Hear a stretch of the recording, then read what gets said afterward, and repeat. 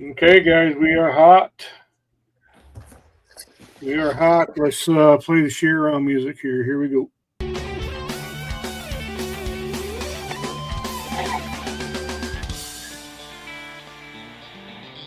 Not recommend. You sent over somewhere. Shane, I just saw your post as your behind the scenes look. Yeah. Yeah, I've got a little action camera I use for emergency. That's awesome. I googled it last night, found out I can use it with the webcam.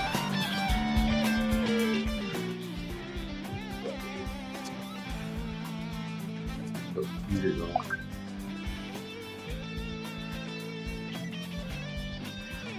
Okay.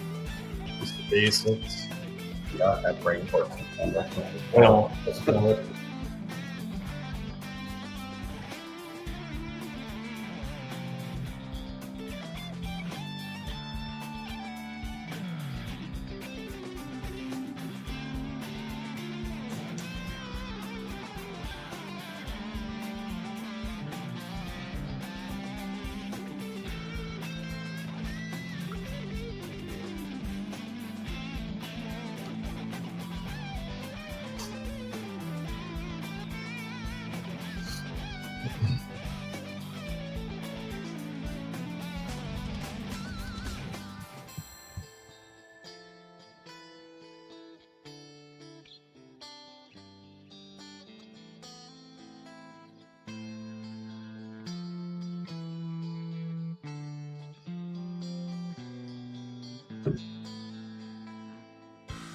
Some weird feedback.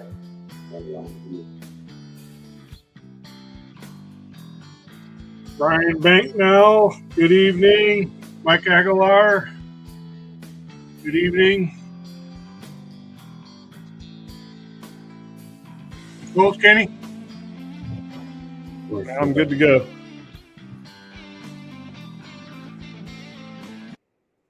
All right, man, roll intro.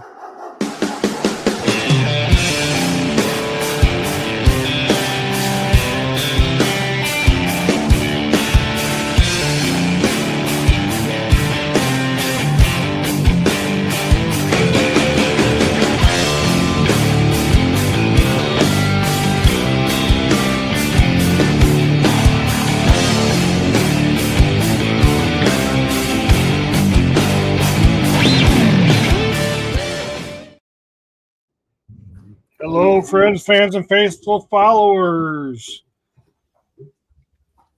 Matt with the ABTA, along with Kenny K-Dog Mullins, and upper right on my screen, we are joined by Shane Simpson and Ryan Carpenter of the TRAKR app. Shane, Ryan, how are you guys?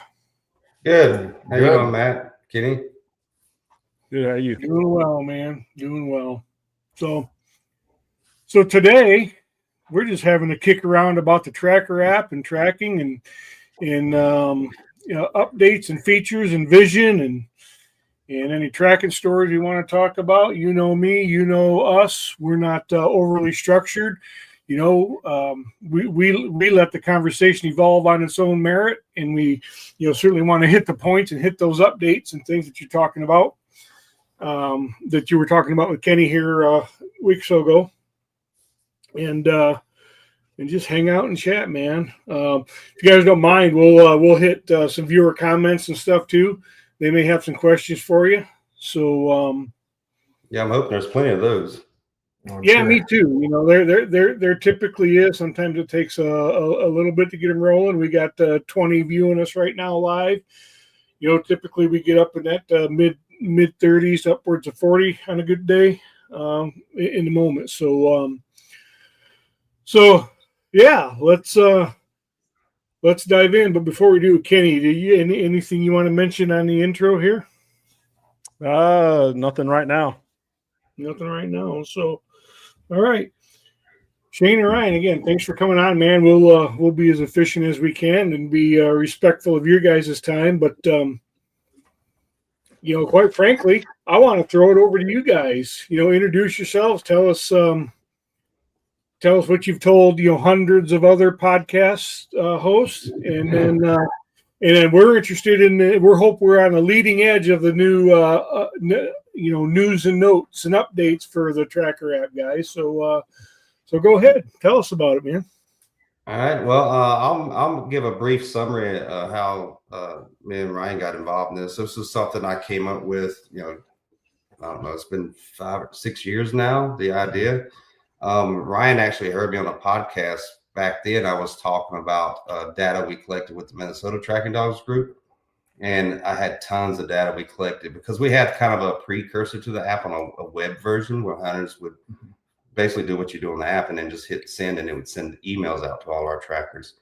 And Ryan heard the podcast about all the data and reached out to me and asked, could he crunch the numbers, help me crunch the numbers. I'm like, sure. And he lived a few miles from me. And we got to know each other pretty well and hunted together some. And then when we finally decided to work on the app, he was one of the first ones I approached to, get involved with it. I couldn't do it on my own, just basically. And then got a couple other buddies, Garrett Prawl and Greg Goffrey, working with it. So that Ryan was kind of the first person involved. Yeah, I mean, the important part was when I met Shane, it was first the email that went out, and then 6 months later I got a response, and it was sorry I was turkey hunting. I think it was almost July by the time he got back to me.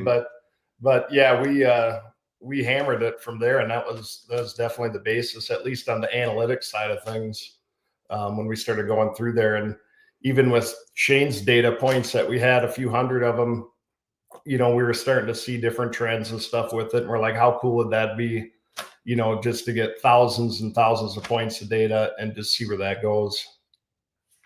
Well, I got to tell you that can be one hell of a rabbit hole, right? The data, the things you want to collect. At least that's how it is. Well, I'm at work. I'm like, hey man, I want to see this. Well, okay. Well, what about that? And you just keep going and going and going and going, and man, pretty soon it to me it can get overwhelming, and I gotta manage myself. But that's the cool thing about data. Yeah, we're running into that as we each update. Like we decided one of the updates coming up now that we're testing is the Trackers toolbox, where they can add all their dogs and the date of birth, the certifications, the breed.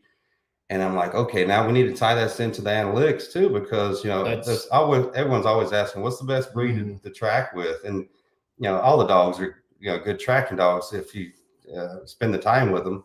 But people are interested in seeing the actual, or at least what we think's factored in. So we'll start collecting that data: how many tracks they took, off lead, on lead, recovery rates, etc. And you can even filter it down to yourself as a tracker. So just going through, you might find trends or something, with between your two dogs. I mean, there's all kinds of that. That wasn't even something we thought about when launching this app. It was something that's kind of been brought in. So it's going to be super valuable. It'll just be fun to go back and kind of look at your own data as well as others and comparing it. And you can dig pretty deep in it right now. Well, I got to tell you, I agree with that, and that's one of the things that when I started using the Garmin system for tracking, and then as I learned more about it, I learned how to employ the Garmin system, my Alpha 300, for training, and then once I started doing that, you can really go to a whole new level in terms of analysis when you start analyzing your own practice lines and stuff. So exactly what you said, Ryan. It's almost kind of a happy little accident in terms of, well, hey, I can do, now that I have this, I can glean this, and that's just right. Just a snowball in a good way that can just keep building. I get fired up about this stuff. I love it. And we're also hoping it's a kind of a happy accident and a good thing, because one of the top questions we get is, how are you funding the app? And my goal from the start was not to get in the way of hunters and trackers connecting with money becoming an issue. And we're like, okay, how can we generate revenue to pay for this? Like right now, we're still bleeding money. it's the amount that we're taking in from subscriptions and stuff is not caught up to what we're spending on it. But we saw the analytics, and I love seeing that kind of stuff, like the archery and the firearms stats and broadhead stats everybody's always fighting over. And now we're going to start adding the dogs and the drones, etc.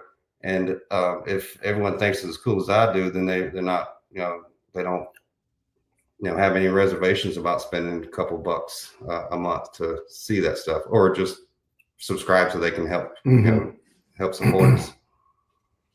Yeah. In terms of the because just like you said, for the hunter or the tracker using the app in itself, there is no fee.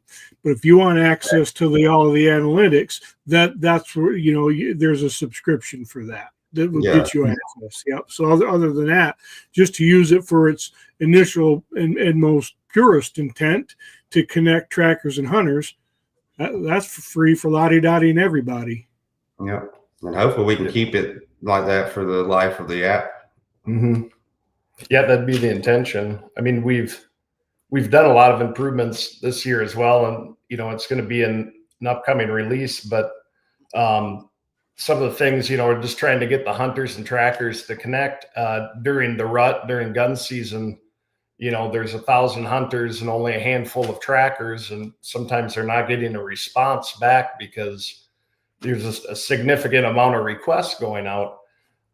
So what we've done is, and this is free as well, after 1 hour, you have access to a map right away as a hunter.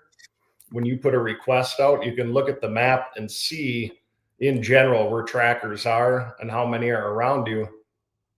And if nobody's been able to contact you because it's just too busy, we'll allow up to 3 clicks. So you can click 3 different trackers that are in proximity that will allow you just to contact them. So you can at least try to get a hold of somebody. And outside of the app if it needs to be, but we want to solve that problem and put more of the power into the hunter's hands at that point. Yeah, I should back up there. That was this is one of the features that we're working on now, where the hunters have access to that, and that's due to feedback from trackers, but mostly hunters. Where in the past they would submit a request, and especially like in Minnesota during the rut, we only have 30 trackers that are dedicated, like doing it, if that number, and we're getting 300 requests. And so the hunters, the requests would go out, and then the hunters would just sit there and wait, and the trackers were too tied up to take any more calls. And so the feedback we got from the hunters was, I never got a response, and it'd been nice to be able to call somebody. And in reality, they could have had a list to call, but they still wouldn't have got anybody that was available. But at least this gives them the impression that, okay, you submit a request, no one reaches out organically. It gives them access to the tracker map with all the pins, and now they can start calling. And maybe they'll get lucky and somebody answer and say, okay, I've got time in between tracks or something. Just for the trackers listening, your location, you can turn that on and off on the map. You have it in your profile, the features you can display yourself or turn it off. It is not your exact location. No. It's based on your service region, wherever you set it, but the pin randomly moves around a 2-mile radius. So it never sits right up top of me. Like I have my location sit in the middle, in the middle of White Bear Lake. Yeah. Like in the actual lake. And the pin's bouncing around the lake or outside the lake, McDonald's 2 miles down the road. Yeah. So it gives you your general location. Right. Yep. Instead of your address where the guy can come knock on your door and say, dude, can you come track my deer? Yeah. Or harass you if he's not happy about something. Sure. We get He's one of those 60%ers that were on recovered, but he knows his deer is dead. Yeah. Let me ask you this, Shane and Ryan. Has there been any discussion as to an option that would notify trackers who apply for a track that it was accepted, and whether it was you or not? I mean, rather than just sitting around and not knowing. Could you rephrase that?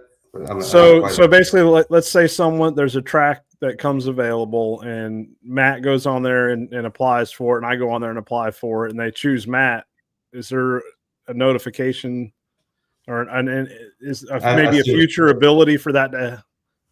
Yeah, so we need to add that. Currently, there's not. So the person that gets accepted gets notified, but everyone else, the pin just turns green on the map. That means someone else got accepted. We need to send out maybe a notification that says you weren't accepted for the track, someone else was, or something along those lines.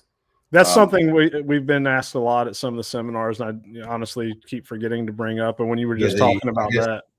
Yeah, so the request comes in, 3 trackers apply to it. The one that the hunter accepts gets notified. The other 2, they just get kicked off the track, and you glance at it later. Like I'll just glance at it and say, oh, it's green now on the map. So someone else got accepted. We obviously need to send a notification out for that. But it's also built in, say Matt gets accepted. That doesn't mean he's going on the track. He gets accepted, and then maybe he talks to the hunter. And then he says, okay, this is a gut shot. I thought it was going to be a dead deer and we could track sooner. I'm not available tomorrow to track morning or whatever. I'm not going to be able to do it. So he can retract, he can rescind his offer, or the hunter can kick him off track. A new round of notifications goes out. And that's why you'll see multiple notifications for the same track. It's just someone's getting accepted and they're getting kicked out. We saw that a lot in, say, Wisconsin, where there's a lot of drone operators. The hunters would submit a request, the drone operators would apply, maybe a dog tracker had applied or was getting ready to, but the drone operators seem to be the quickest because there's, they seem to, I don't know, they just seem to be ready. And we had some feedbacks from hunters that was like, these drone operators keep applying, but I want a dog tracker. And I didn't realize they were drone operators. And so until I accepted them. So now with the tracking request, it's on this current update. Yep. So later this week or next week, you'll see the new update. We're in the final stages of testing it, where when they submit a request, they choose where the request goes to. Does it go to dog trackers only, drones only, or all of them? Both. Both. Okay. So that gives the hunters the ability to, if I don't want a drone or if I don't want a dog tracking team, they can decide that when they submit the request. Well, if they're sitting on go, they must not be in as high demand as we are. I was getting you stole it, man. I was just going to say the reason the drone guys are responsible quick because they're not as busy. I have a drone sitting right there too, but I don't use it. I talked to some of them. Them drone operators, they said some of them said they're doing 10 to 12 tracks a day or searches or whatever you call it for drones.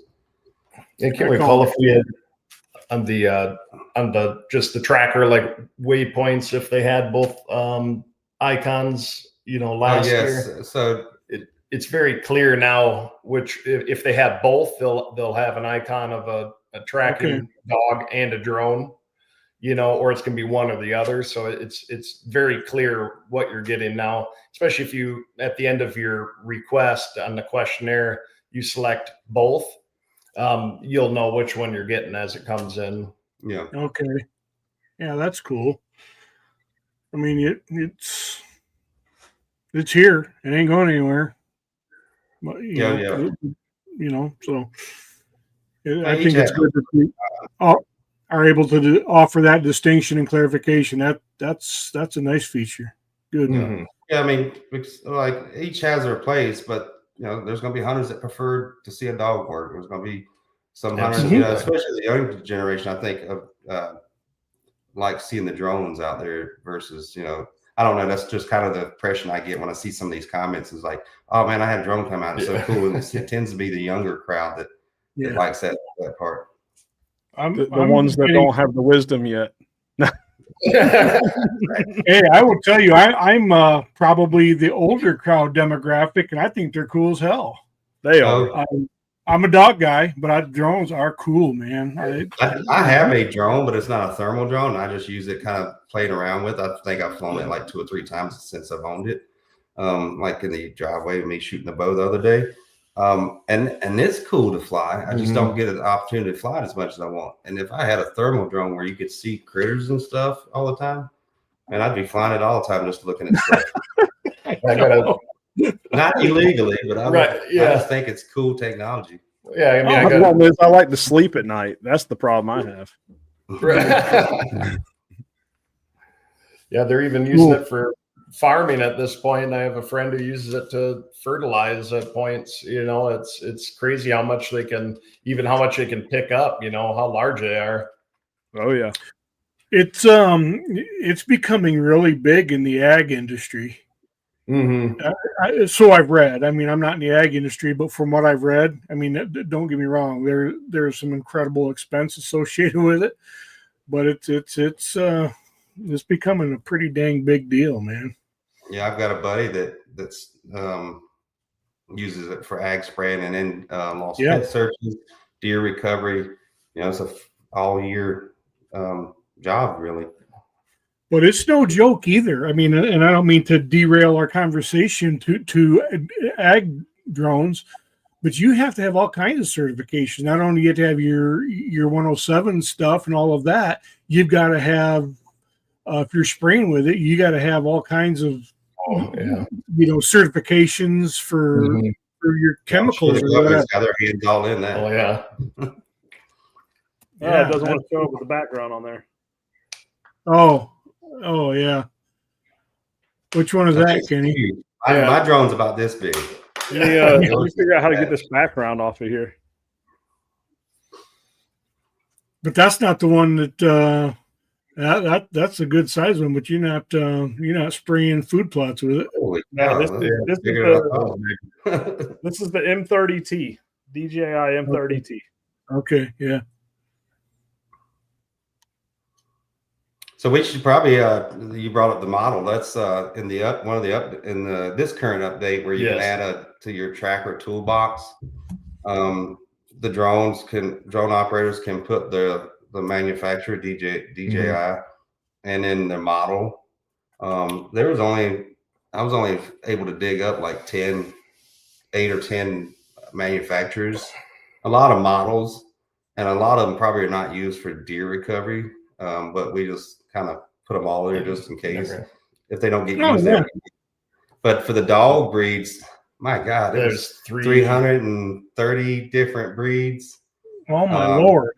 Yeah, I mean, and a lot of them aren't used for tracking. There'll be some fancy breeds or whatever, but instead of me spending hours going through this and questioning and then taking a breed out that actually one person uses, we just put them all in there. Yeah. And then we put a mixed breed, I think, at the bottom. That's what we didn't want, a bunch of entries just saying mixed breed, because that, again, with the data, it's not going to really point anywhere. So the more options we have that are drop downs, you know, the better. And I mean, you're really not, like you said, you're not putting in the, you know, your dogs into your toolbox, you know, frequently. You know, you might have 1, 2, maybe 3 of them in there. Yeah, if you had to scroll through the list, I did it with my 2 dogs. It took me just a few seconds to scroll through the list. It's in alphabetical order, so I'm looking for Blue Tick Coonhound. That was near the top, and then Daniel's near the top. But I scroll down just to look at the breeds. I still have to, before I approve the list, I still have to compare it.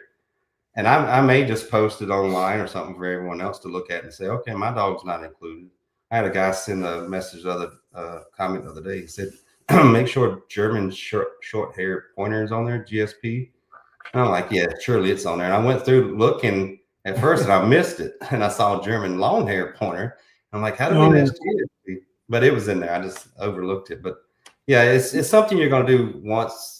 You know, or depending on how many dogs you got, 2 or 3 dogs, you're going to do it a couple times when you set up and hit save, and then the next time you do it's when you get another dog. So it's not and we say this because the developer was asking that. It's like, that's a lot of dogs to have on there. That's going to be a chore for people to go through. I'm like, it's only a one-time deal, you know. So we that's true. Once it's just all part of your setup of your toolbox, I suppose. So now, have you thought about maybe putting the more popular breeds up first and then going alphabetical, like maybe bloodhounds, wire-hair Dachshunds, and you know, Catahoula? No, because again, that requires work for us to figure out which ones those are and put them in categories, and just a long alphabetical list. You can just, when I say you scroll, you hit it and it rolls past, you know. So you can get it pretty quick. we are looking into though what typing and just having stuff pre-populate. so that would be a future opportunity too, Yeah. to start typing your dog. Yeah. It would. Yeah, I agree with you though. I mean, you're doing it 1 time, 2 times, 3 times over a period of time. You know, if you got to scroll for a second, it's not like it's a race. You know, take your dog. Yeah. I mean, don't get me wrong, it'd be cool. I mean, we are an impatient society today. We want what we want. We want it right now. But dog owners are proud of their dog, their breed, and they will take the time to make sure they get exactly what they want. Yeah, and if you get to, hey, these are the top 5 most popular, and somebody's isn't in there, boy, are they going to be offended. Yeah. What do you mean my dog's not popular? Just don't put a bloodhound in the top 5. We'll be good. It starts with a B, Kenny. 2nd letter of the alphabet. There's a reason. Well, that's why I was trying to get some other ones up there at the top. Bloodhound, like blue tick. That's going to be another update also in our analytics. So we're trying to jazz up the analytics a little bit more to where, eye appeal. Right now you can go through and look up a lot of stuff, but it requires you to go drop down menus and then go back and look at it. And we want to split it up so you can have a comparison screen. But also we want to have like little splash data that pops up, like top 5 broadheads for this month, or top 5 breeds for this season so far. And they kind of auto update. Cool little things like that. It's not going to mean a whole lot in the big picture, but it's just cool. You're just trying to start a breed war and a broadhead war. I get it. Broadhead war, it's like the tooth. That's why we just want to put up a dashboard and it's going to flash. But I mean, you can dig into it, into the data. The thing is, you can get so specific that you might have 0 to 3 people that have done that. So so that you should do the manual submit. Right. So if you're a tracker on the app or a hunter, one of the complaints we've got in the past is about this data is, these are tracks where a dog was needed or a drone was needed. You actually have the ability to manually add data as a hunter. Even if you didn't need a dog, I shot a deer at 100 yards. This is my setup. This is what I used. This is where I hit it. And it goes into the analytics as well. Trackers can put in all their past tracks, and you can sort that by manually submitted data, organically obtained by the app, or all of it combined, and you can kind of see the stats there. You were going to ask something, Matt? Yeah, and that's something Matt and I was talking about earlier. I said, because I've reviewed the stats, and actually I've shared them at seminars straight off of y'all's analytics. But like one thing I told Matt, I said, as the app becomes more popular and it starts getting used in more regions, we're going to see that a big shift in some of that, I believe. Yep. And especially right now, as you start getting more off lead, and a high volume of tracks that the southern states go on, you're going to see a lot of. I feel like you'll see a big shift. Yeah, that's another thing that people discuss is off lead tracking versus leash lead only tracking. How you guys have higher recovery rates because you can bay up and dispatch a lot of places where we can't do that here. We can't keep up with a deer, and then we can't dispatch in most places like Minnesota. We can't, for example, or Iowa, and I don't think you can in Wisconsin. I'm not sure, but at any rate. We're going to be adding that to the analytics at one point, and that's the first start is the toolbox. We need to know your dogs, and then when you complete the track, there'll be an addition where you say, okay, I use this dog for my toolbox, this particular dog, or I used both of them on the track, and I ran off lead or on lead or a combination of both. We don't want to get too much into the weeds and say I ran this dog on lead for the first 100 yards, and that just gets too messy. No, that's too much, but we'll keep it simple. Like I ran both dogs on this track, and they were somewhere off lead and somewhere on. But it'll be interesting to see the results as we build this data set. What you alluded to, Kenny, as the app gains popularity. Like right now, we have a couple thousand tracks or close to it on the app, 2,000 or 3,000. I'm not sure what the final number is. We have a lot of tracks that data is on there, but they weren't actually taken by a tracker. So we still have the initial data of that. We're only displaying data from tracks that were a tracker went out and completed the track. Right. And a lot of the data points need to be hit. They need to know if it was a pass through or not. They need to know a lot of the other things that are in the other drop downs of the analytics. If any of that's missing, we remove it for the time. Or if you dig in, beyond that, it starts to eliminate so some of those. if you went in there and looked at, say, mechanicals, for instance, and asked for the pass-through rate, there's a lot of tracks that came in where we know the hunter indicated it was a pass-through that we excluded because we didn't get the final completion, or there was some other data that wasn't that's missing because it wasn't completed. But we will eventually go through there and skim through that. And so you may see pass-through rates for mechanicals where we have 2,000 tracks, but then another stat we have less. And you're like, how do you got more for this one? That's because the hunter indicated that it was a pass-through or it wasn't. The deer ran off with it. We know that point, even if the deer wasn't recovered. So, but I mean, there's a lot of data to go through, and we try to, like, Ryan's been working hard going through it and confirming that the app is actually pulling from the right spots and that it's getting accurate data. And we'll have to have someone, what do you call it when someone goes through there and checks everything? An audit.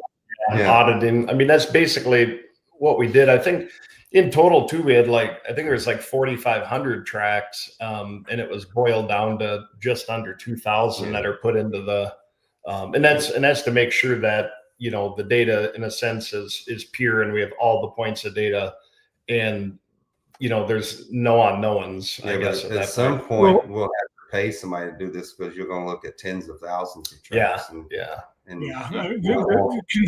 Consistency is key for data integrity. Yep. So just like what you're saying, you can't have one guy enter it one way and somebody else enter it a different way, or not include the same, fields. You do that, your data is in essence useless, or I shouldn't say useless. It's not as meaningful as it could be, and you're going to get potentially some faults or inaccurate results from it. And you start getting that, people don't trust the data, and then they just ignore it because it's not reliable. Right. That's why it's important creating these new toolboxes for, dogs and drones, that we're asking the right questions and we have them in drop down, so there's less free texting. Yep. So it's free texting is terrible. So because it went, you just hate to see you go through a year and you say we should have asked this question. That would have made a lot of sense, for the data. So we're trying to get all of that up front, so we can get the most out of it. Yeah, I don't want to harp on the analytics part too long. Unless people want to see that, right? But there's some data that's interesting to me that we can't use currently because the hunters don't give the right answers. And I'll give an easy example: mechanical broadheads. And one of the questions is it forward deploying or rear deploying? And half the responses for rage are forward deploying. And I'm like, it's a rear deploying, And so we would have to manually go through there and correct all those, and we'd have to know the model. So you won't see, because when I kept my own personal data or kept data for the Minnesota tracking dogs, we kept stats on, pass-through rates for Swacker's forward deploying and the rage is rear deploying.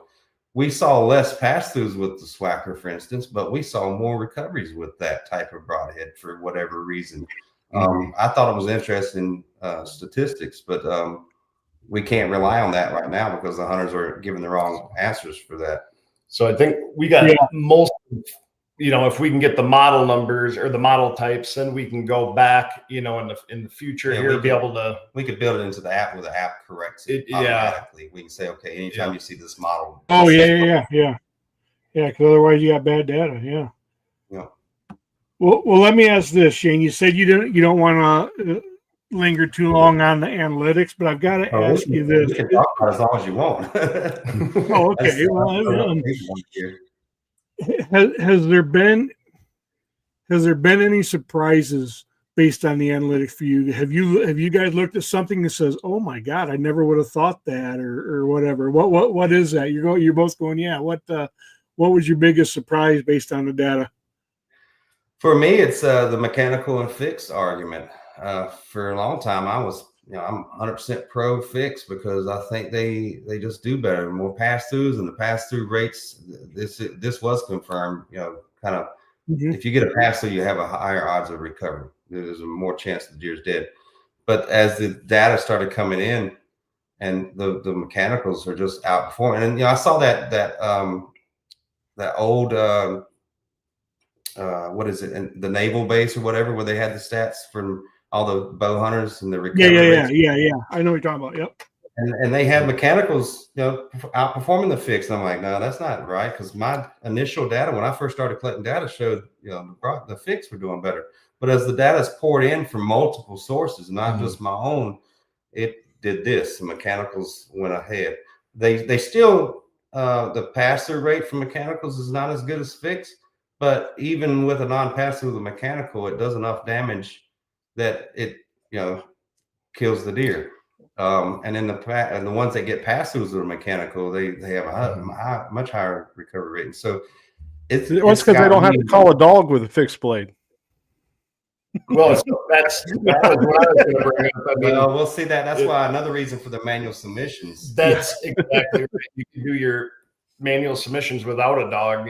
As a hunter, we hope they submit a large volume of those types of tracks. Right. But when a tracker is needed, essentially, that's when we're seeing the mechanicals. But to your point, more successful. To your point, Kenny, there is the argument that users of fixed blade broadheads spend more time with their equipment. They're more methodical. They take closer shots. They don't take iffy shots. And that's something I said on a post just the other day. I was like, all they had for centuries was fixed blades and even stone, flint points. The difference is they were more patient and more meticulous with their tuning. Yeah, and that argument there gets me all the time when people say, "Well, they use stone tip heads all these years." I say, "Well, how many deer did they lose back then? We don't know. They may have had a 5% recovery rate." That's true. We don't know. Yeah, that's for sure. But they didn't starve. they didn't starve. No. One thing we do know is that marketing has been incredibly effective in the entire hunting industry. So that's one thing too, is our analytics. We're not going to push or persuade one way or the other or show it. This is 100%, raw analytics that are being put in. We're making sure it's got all the data points before it's actually put into our list for them to filter through. But it's just, it's up to the user to come to their conclusion at that point. It's just what it is. But it's real world. People shooting at foam targets and ballistics gel. Once the data comes in enough where you got 100,000 tracks or whatever, but you can filter it down and say, show me all the does standing quarter and away hitting this region with this broadhead. What was the success rate? Then you can kind of get a more concrete answer to which is actually performing better. Yeah. I mean, so is there an option to put where the deer was actually hit for the tracker? The data is collected on that on the back end, but in the analytics, you can't do that currently in the grid, the filters. We don't really have enough data points for people to go in there and start saying, show me all the deer standing quarter and away hitting C10, but that data is being collected. Once we get enough data points in there, that'll be part of the analytics. And you could maybe select a region. Maybe you want to pick C10, C9, C8 as a group and show me all the deer hitting that instead of one fine point. We're still planning on building a 3-dimensional deer in there at some point where you can kind of rotate it to the exact, but we've had issues, the expense issue with that is kind of sidelined that. So we're just sticking to static images for now. Yeah, where I was going with that is oftentimes, as you know, as a tracker, the hunters aren't very close to where they actually hit it. Yeah, and that's the thing with the unrecovered deer. We have to go by, and so we don't even show that in the analytics because we don't know where the deer was actually hit. We may add that for the proof of life. Once you get a trail cam picture, you can see the wound, and then you can confirm. the data that comes in from those hit sites, if you look at that picture, that grid with the colors on it of recoveries, et cetera, those come from the trackers, completing the track and physically looking at the deer and saying, yeah, it was hit in C8, the entry and the exit was, we trust that they're flipping it over and they're looking at it, marking it as close as possible to where the entry and exit was. Yeah. So we're not relying on the hunter and where we think they hit it. That's the important. And it'll override if the hunter says they hit it in C10. I don't know where C10 is on top of my head, but the tracker gets there and says, no, it's actually hitting E10. That overrides what the hunter puts in it. It goes by what the tracker enters. That's where the data comes from.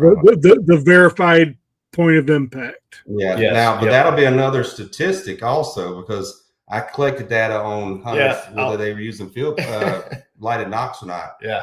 And they were, much more accurate where they thought they hit the deer, the ones using lighted nocks. And we are collecting that data when a hunter submits a request where they thought they hit an animal, were they using lighted nocks or not. Later on, we'll be able to pull that data and say, okay, the folks not using lighted nocks on average were, 5 cells away. Where the ones using lighted knock were within 1 or 2 cells of the actual location. So that could be an argument for, suggesting people start promoting using lighted knocks, which I already do right now, because I like seeing them on camera when I'm watching a hunting show. I can't stand shoot a bow. Right. Well, and to make a point, this is all to improve the odds of recovery, not to sell lighted knot. You're not selling education. Selling broad. Exactly. Right. And wait time. If you're more accurate where you think you hit it, then your wait times become more accurate. So that's another reason to lighted knocks. What about point of exit for pass throughs? Is that something you capture on a post-track recovery? Yeah, so the tracker indicates that. Like I said, when at least when I'm going and recovering one off the app, I look at it and kind of gauge from the app. You can see the picture of the grid, and I'll choose which grid. Then I'll grab the lettuce and flip it over. The thought is maybe next year, as soon as that, is where the app, when you mark it complete, you like when you're scanning a check to deposit it, you do the same with the deer while it's laying on the ground. You would line up a shape of a deer, and then you take a picture. Then you touch the point where the deer was entry. Then you flip it over and that way it would you wouldn't have to guess C10 or C8. It would, and it would be, the scale of the deer would, scale up and down because you move the outline to line up the deer. That would be super cool. So what I'm getting from this, from a tracker's point of view, is this is a very useful tool in the tracker's toolbox to improve themselves, especially on the analytics side. I mean, you start looking at that, and you start changing some wait times when you start seeing some of the data coming in, which I know you track all that. So you can learn a lot about your team and, just overall stats. Now, one question, is it possible to break that down in a regional level? Yeah. Yes. Currently you can do it by state. Okay. And I don't know if you could select multiple states. Can you? I don't know. I think it's just by state. State would be good enough, just because it does vary a lot. Yeah, I would like to, and now I have to look into there because I thought we were building it where you could pick multiple states and say if I want just to compare the Southeast to the Midwest, for example, I could select South Carolina, North Carolina, Georgia, Florida, etc. So right now he's saying you can only. It is only one state. We will probably add where you can make multiple selections. There are so many things I wish we had in the app right now that. So for the data collection, obviously, because it really interests me, but because we're missing out on stuff to collect now because we don't have it employed into the app. It's like the request or the tracks you've taken in the past. Like I have a whole long list of my history on the app, We're planning on the next update after this one, I think, where you can go back and edit those. Mm-hmm. And you can mark it for proof of life if the hunter didn't indicate it. It has an auto proof of life feature. But you can go in there and correct other things like, oh, I found out that I mistyped the yardage and I hit save. Now I can go back and edit that. The problem with that, I wish that was available now, because there's a lot of trackers that are not going to go back and do that because they didn't jot it down somewhere they don't remember. Right. There's other features that I want to see come out in the app that we could be capturing now that's going to be useful data going on forward. But it's a process. You know, it takes time to build these things in the app, and it takes a lot of money too. So. Well, you guys came a long ways, even just in the last year. Yeah, if you look at that when it first launched, fall of 23, it was about as base as you could get. I mean, it was still impressive, I thought. I mean, the push notifications, et cetera. But you know, we're taking feedback. We're not building this for our the way we want it. We're building this the way the users want it. You know, when like last year we got the feedback from the hunters wanting to get dog trackers only and not drones. Here it is, you know, a year later. We can't do that during the middle of the season, you know, just rough thing. But our summer from June until September is our updating season. We don't want to be doing a bunch of updates during the season and screwing up things. Of course not. You catch that outside of turkey season. Yeah. Well, and we want to be hunting too during that time. Yeah, of course. Testers, so. Yeah.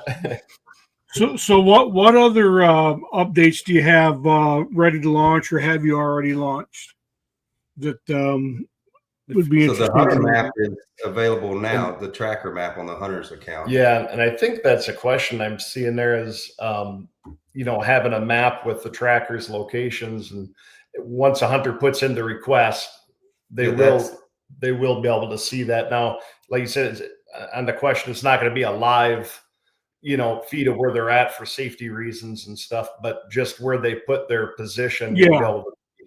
Yes. So that question, yeah, there is a map currently. I encourage any trackers watching this to go create a hunter account and get used to that. And you don't need an approval to sign up for that. You get automatically get in, and you can use your same email and password that you're using to sign in for your TRAKR account if you don't want to try to remember 2 sign-ins. Because you have to log out of one to log in. But go get familiar with the hunter side of things. And so, you know, they're similar, but there's some differences. Like the TRAKR map shows where requests are. And on the hunter side, the TRAKR map shows where the trackers, the general location of trackers, not the exact location. So I'm looking over the list you sent me. When was it, Shane? A couple weeks ago, I think. And the only thing I see on here that you sent me that you haven't covered is the new TRAKR verified badge. And what does that badge represent? I mean, I know, but this way the people watching know. So it was a UBT verified badge just for people that were members of the UBT and had certification. We were going to give one for the ABT, but it was very expensive just to add another badge there. And so what we decided to do is change it to a TRAKR verified badge. So basically, and we're still kind of fine tuning what that means. I said on a previous discussion, it was, I think it was one of your live podcasts, in the comments, I said it represents the best of the best. And that was really not the proper wording. Those are going to be like your trackers that you can really depend on, the veteran trackers that are, you know, or not necessarily veteran, but trackers that have vetted trackers. Vetted. Exactly. And someone you would not hesitate to recommend to go on a track, you can count on. And that's what it's going to represent. And so if you see that badge on someone's profile, you can be assured that if they don't find your deer, it's likely not dead. That sort of situation.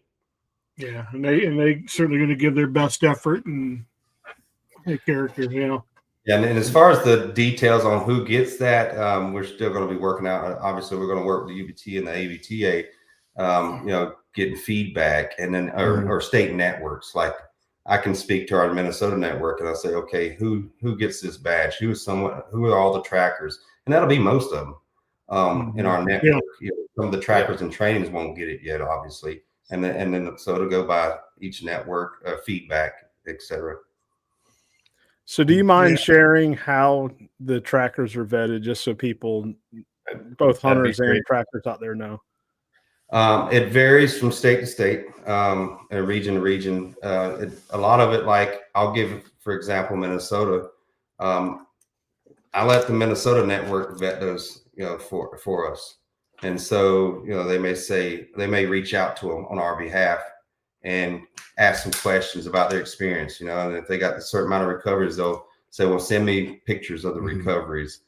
And then they'll give us feedback. And, in some places they do background checks or do Google searches to find out if the person has a criminal history or what type of criminal history. There's certain things that are going to keep you off the app, obviously, severe stuff, and behavior, etc. And so it varies from state to state. In some places they're a little more, I guess, fluid or a little more lenient on who they allow to be on the app. Some of them, they'll say, okay, you can be in our TRAKR training program, but we don't want you on the app yet. I'll get that kind of feedback. And most trackers are understanding that, we're just trying to do the best for the hunter, give them the best odds of recovery, kind of our statement mark. And in other states, they're very stringent. You got to be this amount of recoveries. You got to pass a certain level of testing with your dog to prove that it's capable in certain situations. And for the drones, right now, they got to prove that they know how to fly the drones. A certain amount of flight hours. They got to have a liability insurance. They got to have their Part 107. But I'm glad that the ABTA is coming up with some testing, interview process and stuff for that, because then we can add another level of vetting for them, where someone just can't just go out and buy a drone and fly it for a little bit and say, okay, I'm ready to start fighting deer, because they need to know, the things we as dog trackers know, the sign and everything, how the deer's behaving. I think that first year when we're, having a kind of a flood basically of some of the trackers coming in, and Shane trying to vet those, some extremely long days. If you're watching this and you're one of the ones that's been helping me, I really appreciate it. Don't think they don't, because it's a lot of work on my end, communicating with multiple states, and they've really made my life much easier in that regard. But now the volume of people sign up is much lower. It's easier to vet them fully. Steadier. And there's going to be probably in the comments, there's probably people in there now watching this that are provisionals, still sitting in provisionals, and they'll reach out to me. How do I get to be, moved up? And I usually refer them to whatever that state is. Say they're in Georgia, I'll have them reach out to Kenny, or I'll ask Kenny, like, okay, where's this person at? Are they ready to be moved up? That kind of thing. So it's a complicated answer. It's kind of, but people are not just coming on and signing up to be a tracker, and there's not it's impossible to do that. Yeah, I can't just put the requirements in writing and say you meet these things and you're in, because that's an open up a can. Check this box. Yeah, like what we do in our state is we have an apprenticeship program. So if they're in the apprenticeship program, they're going to be in provisional, and then once they complete that program, and most of the time they can do it in a year, but sometimes it does take longer. But once they go through that, we would feel comfortable recommending them. So it's not just like we're not gatekeeping. Yeah, and I'll tell you that the vetting process sometimes weeds out the bad attitude people. I'll give you two examples. One's a dog, one's a drone operator. A dog tracker contact me about being a provisional or getting on the app. When I get approved, I say, I can give you a provisional right now until I can get some more info. Well, just forget about it then. If you can't approve me, I ain't got time for this. That's a bad attitude. We don't necessarily want that person. Drone operator will get on the app. He only had an hour of flight time. I said, you got to meet this. You got to get more flight hours. You got to meet a minimum of 20 hours. If I'm not good enough at 1 hour, I'm not good enough. I won't be good enough at 20 hours. Never mind. I'm like, yeah, we don't. That's those people. Thank you. Yeah, exactly. And the hunter would be able to see the provisional trackers as a blue icon, basically. So when they're looking at the map, it's obvious to the hunter the experience level. Yes. Yep. Yeah, I keep pulling up the app. So if I tap on the map, it shows my location, Are you in Is the this- TRAKR account or the Hunter account? Oh yeah, I'm on the TRAKR. Okay, yeah, I don't have a Hunter account. Yeah, that's right. All right, I'm going to create a Hunter account because that's a good idea. I'm interested in what they see. You need to, so when you need something other than a bloodhound come out, you No, man, I'm good, brother. I'm actually using the app myself. Oh, yeah. I did it for a deer I shot, and my dog was 10 hours back at Yeah, home, no, and yeah. I knew I was going to respond to it, but I just did it anyway, just hoping someone was close enough. But the nearest person was like 5 hours away. But Yeah. what about turkey? yeah, I used it for that as well. Yeah.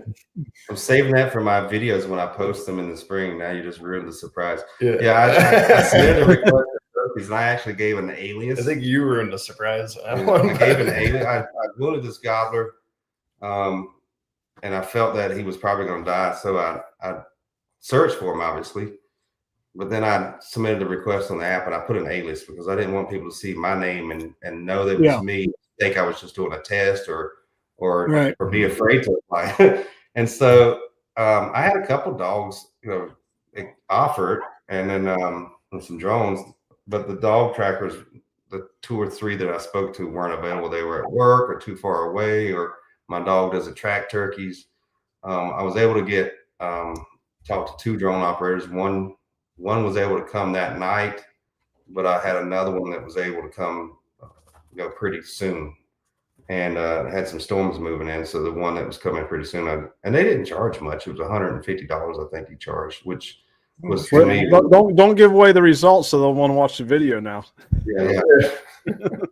So and I tell you, that was the first time I got to see it in action, and I was very impressed with even with the leaf cover, what he was able to see. I know they struggled with cover, and he did struggle, but he was, because of the way where I was hunting, there was enough openness to where he could peek at all these different angles, and he had this setup with all these batteries and this the car going and all these batteries to swap, and so he would fly, he'd come back, swap battery. He was doing it for like 2 hours. I think he had 3 hours of capability, but we didn't need that. He could just sit there and run for 3 hours, and that was, that impressed me that he only charged that amount for the amount of time. Yeah. So I'm gonna show you guys. There's the charger setup. Oh, yeah. Oh, wow. So he had something like that, and they would charge those batteries pretty quick. Wow. Dang. I have yet to be able to get a track off of TRAKR here in southern Michigan in my area. They do not last. By the time I get on it, scroll through it, and hit, it's gone, man. It's being used around here. Yeah, I see regions like that because I have an admin version app. I see the entire nation, so I see tracks pop up and I see them disappear quick. Mm-hmm. Like in Texas, for example, tracks pop up down there in Texas, Louisiana. They're gone like that. Mm-hmm. But then I see them pop up in certain parts of New York State or Pennsylvania. I think there's one part of Pennsylvania that doesn't have a whole lot of trackers, and they just sit there idle. A lot of those tracks are coming from the PA network because no one in the network, they send them to the app. Mm-hmm. And there's not a whole lot of trackers, and those kind of bug me. I'm like, what are they doing over there in Western PA or Eastern PA, whichever side it is? Eastern. There's like 6 tracks just sitting there. Get on them, but then after I speak to the network, it's like, yeah, we don't have anybody. That's the issue. So there are regions where there's lacking in trackers and just that not enough trackers. So is there a way to capture that in terms of some behind the scenes analytics to identify weak spots? Because yeah, I haven't thought about that, but we definitely could create like a heat map in the sense of trackers and dead spots. Or we definitely have the capability. That data is in there. Once the track request comes in, it's in the back end stored, and then it's backed up and everything, so it doesn't disappear. So anything like you just mentioned, you could think of, we can create with past tracks, and we can create a heat map, and you can see the hot spots.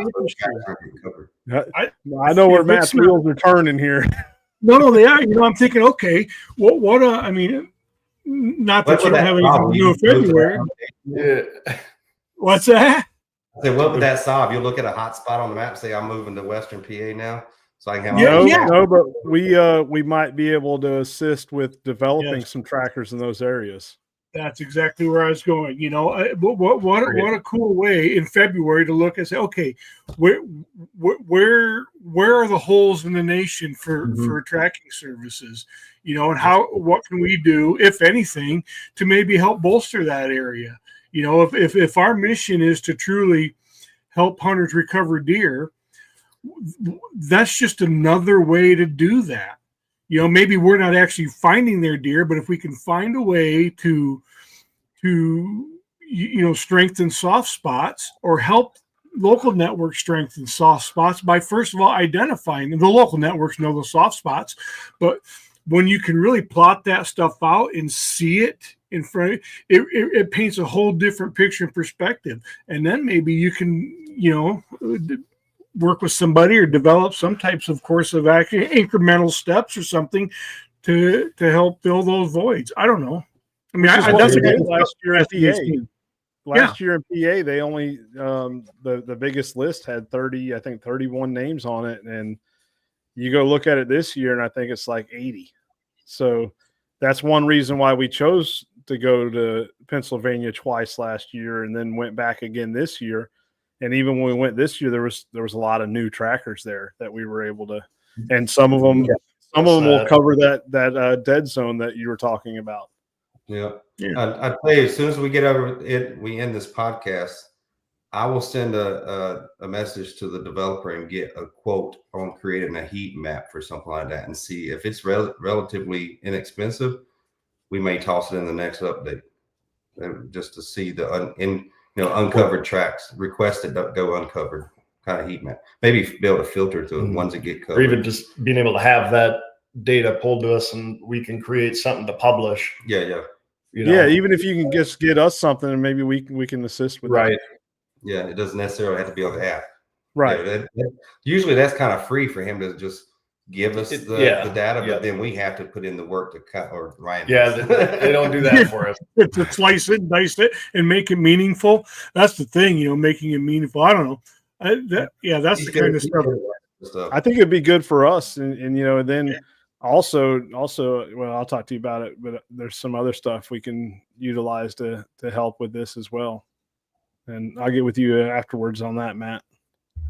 Yeah, that's the kind of stuff that fascinates me. So let's do this, and then we'll we can go down a couple different paths. So for someone who hasn't taken a track off the app because they go too fast for them, and I have my radius set only like 60 miles or something. I don't have a big radius just for management. I guess so many calls down here, but so as a tracker who's never taken a track off from the app, what is the tracker's process once they've read through it, they've bid on it, they've been accepted, they go, how do they close it out? What is the expectation? What are the requirements for a tracker to close it out to capture the analytics or whatever? Are analytics required or whatever? So I'll go through a typical track for me. A request pops up, I get the notification. I click on it, I see that it's a track nearby, and I'm free. After I look at the stuff, okay, the wait time fits in my timeline. I offer my services. I'll get a notification that the hunter accepted me, if he accepts me. Yep. And then it'll say on there, you may reach out to the hunter at this point. And I usually try to call them, but usually the hunter calls me immediately. As soon as they see my offer, they hit accept and they call me. Oh, good. Okay. So we talk, arrange a time to meet, and then I show up and track. When I get done with the track and we're done, okay, we recovered it. Or I usually do this shortly after recovery. They're happy, we're high five stuff, and as soon as we start to calm down, they're thinking about field dressing it.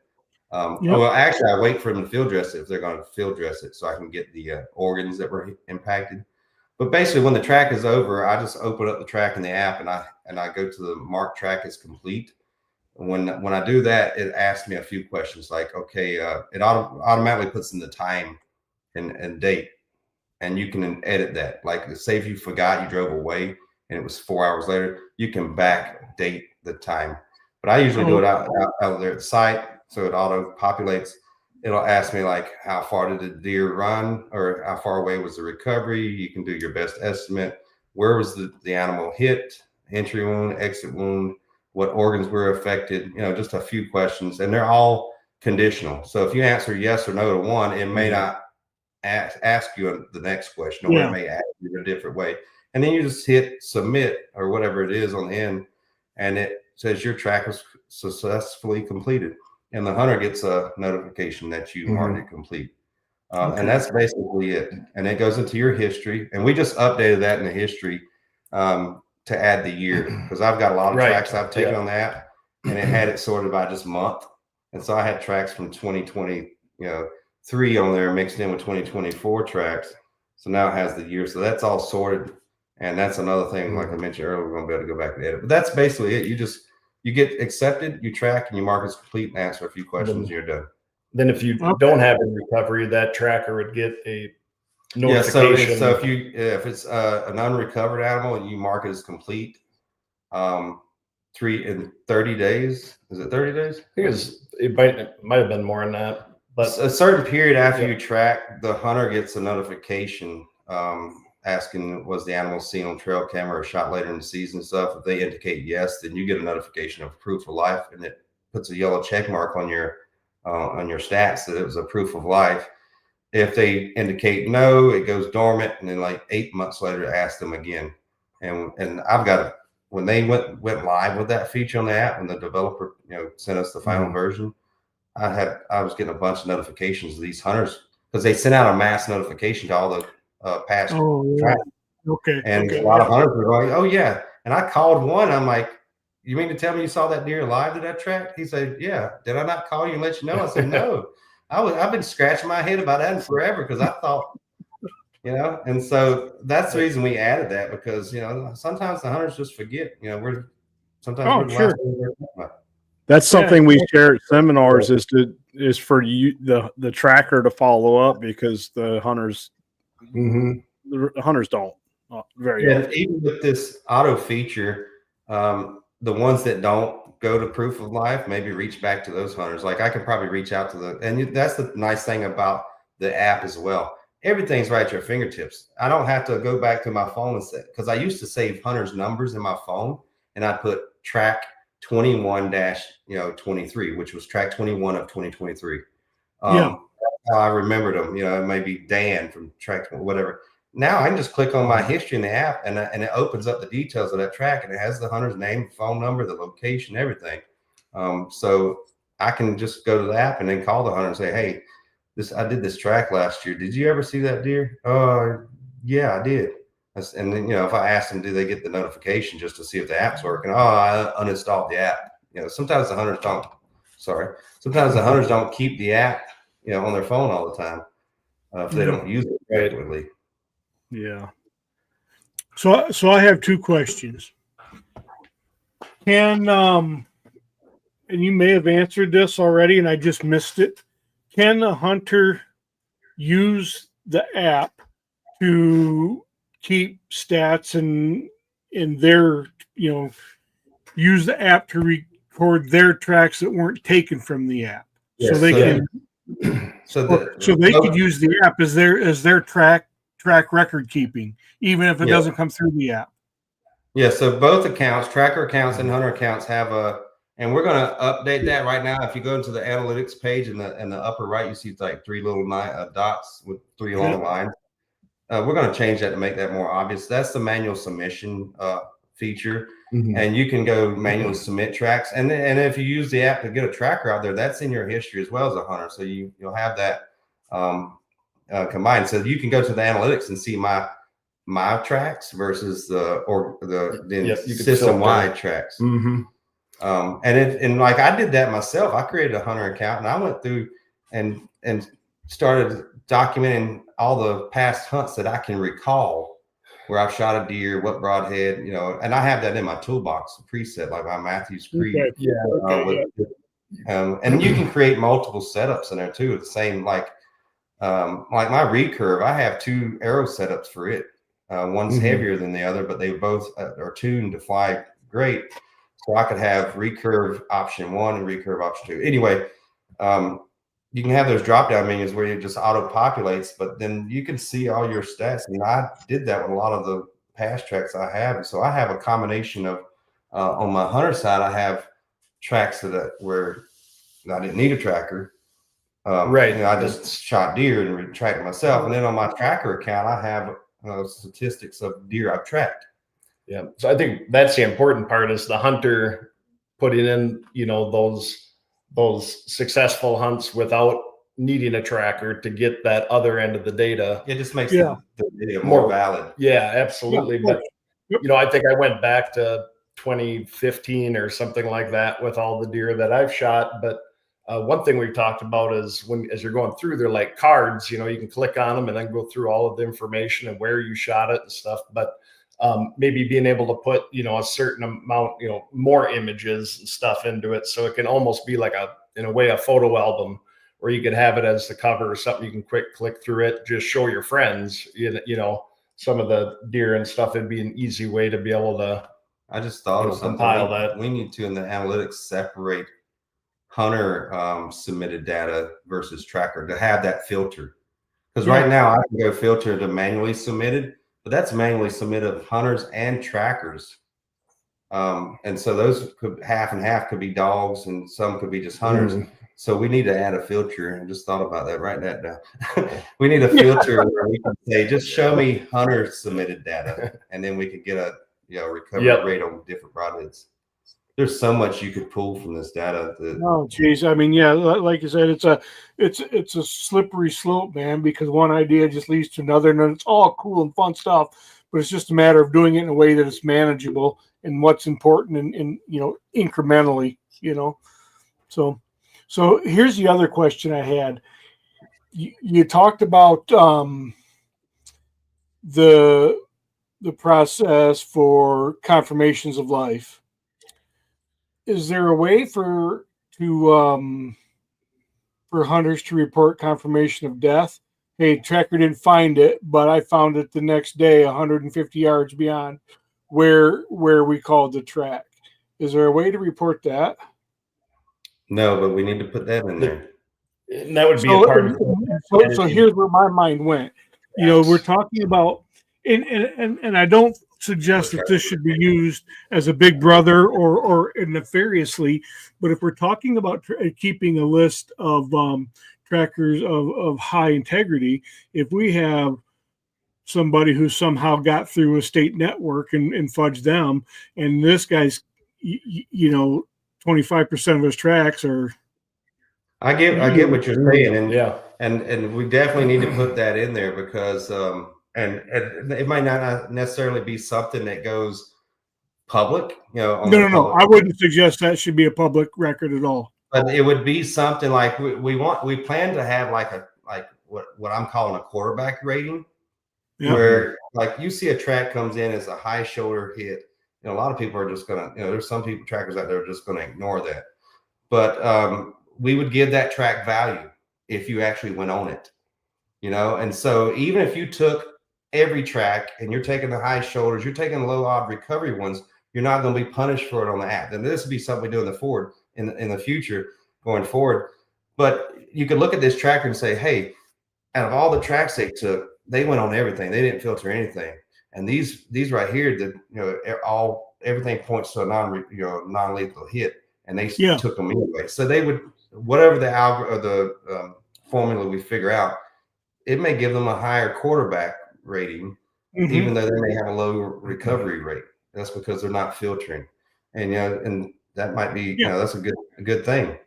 But to your point, if they're leaving deer out there too frequently, red flag will pop up, and maybe it just sends it to us and then we let the network know, hey, this person has left too many deer out there. He's left 6 deer out of the last 15 tracks. That's worrisome. That's a lot. So it's not necessarily a pull the plug on this guy, but it's certainly something to ask a couple of questions. There could be legitimate reasons for all of that. Just we know how crazy things are, But and finding it in the spring, I don't think counts. Yeah. But this is just my opinion and my thinking. But if they found it within 2 days or something, It would need to be some short time period after, because you don't know at that point really what did potentially. There's going to be some circumstances that, like, I tracked a deer one time that was found a day or two later after I tracked it, but it was found right where we had walked in a path coming back. It was a liver hit deer, and we figured we had jumped it because we found wet blood in the track, and I pulled the plug on the track. I searched around a little bit, but I said, man, your deer's still alive. And like 2 days later, sends a picture of the dead deer laying in this mowed path. And I was like, he said, did you check over here? I said, actually, I can show you on my app. We went past there, and then I took that path back towards the vehicle. That deer was not laid in that path. There's no way we would have recovered that deer. So it's not, it's not the dog's fault or my fault as a handler. So there's going to be circumstances. Obviously, people know that. Just a good, piece of information. No, it'd be interesting to know. And we don't want to put an app to a babysitter and control it. But to your point, it'd be nice for me to see my own stats. And then maybe just I don't know. I don't want it to. There's if there's someone with an issue, obviously it would notify us or the network or something that to have a talk with that particular tracker. But I think 99.99% of the trackers on the app are not going to have that. No, I agree. I they think need to get to that point to be on the app if they're leaving deer behind. So let me ask you this. This might be a tough question, but is there a process for the trackers to give feedback on the hunters? Yeah, actually, we talked about that Sunday night. I did with a conference call with the Minnesota network. We were talking about, where we have our blacklist or do not track lists up here. And we were talking about sharing that amongst our tracks. And I said, oh yeah, that's right. That's a feature we plan to put into the app, and vice versa for the hunter. Like if they had a bad experience with a tracker, right? They have the ratings review, but they could flag that tracker, and that way when if they ever need a deer tracker in the future, they can submit a request, and that request doesn't go to that one tracker. They had maybe they just didn't like the attitude of the tracker. Maybe it had nothing to do with their tracking ability. But on the tracker side of things, I can think of an instance where a hunter was trying to encourage me to trespass, without letting me know. He's like, yeah, we can go across that fence. And I looked at Onyx, and I'm like, who is so-and-so? It's like, oh, they're not home. They won't know. And I'm like, no. He just tried to get me to trespass. I'm not tracking for this guy anymore if he doesn't care about me getting in trouble. So I would, flag that hunter, and then maybe put a little note in there. And then the next time he submits a request, if it pops up, there may be a little indicator there for other trackers to see that the hunter doesn't see. That there's notes for me. Shane tracked for this guy back in 2024, and so the guy tried to get him to trespass. It's not saying don't track for him, but at least you have all the information. Yeah, just be aware, heads up. So when he says it's okay, call old man Johnson. Make sure they're all on our wish list to add into the app. Right now, it's not high priority. It is something nice to have.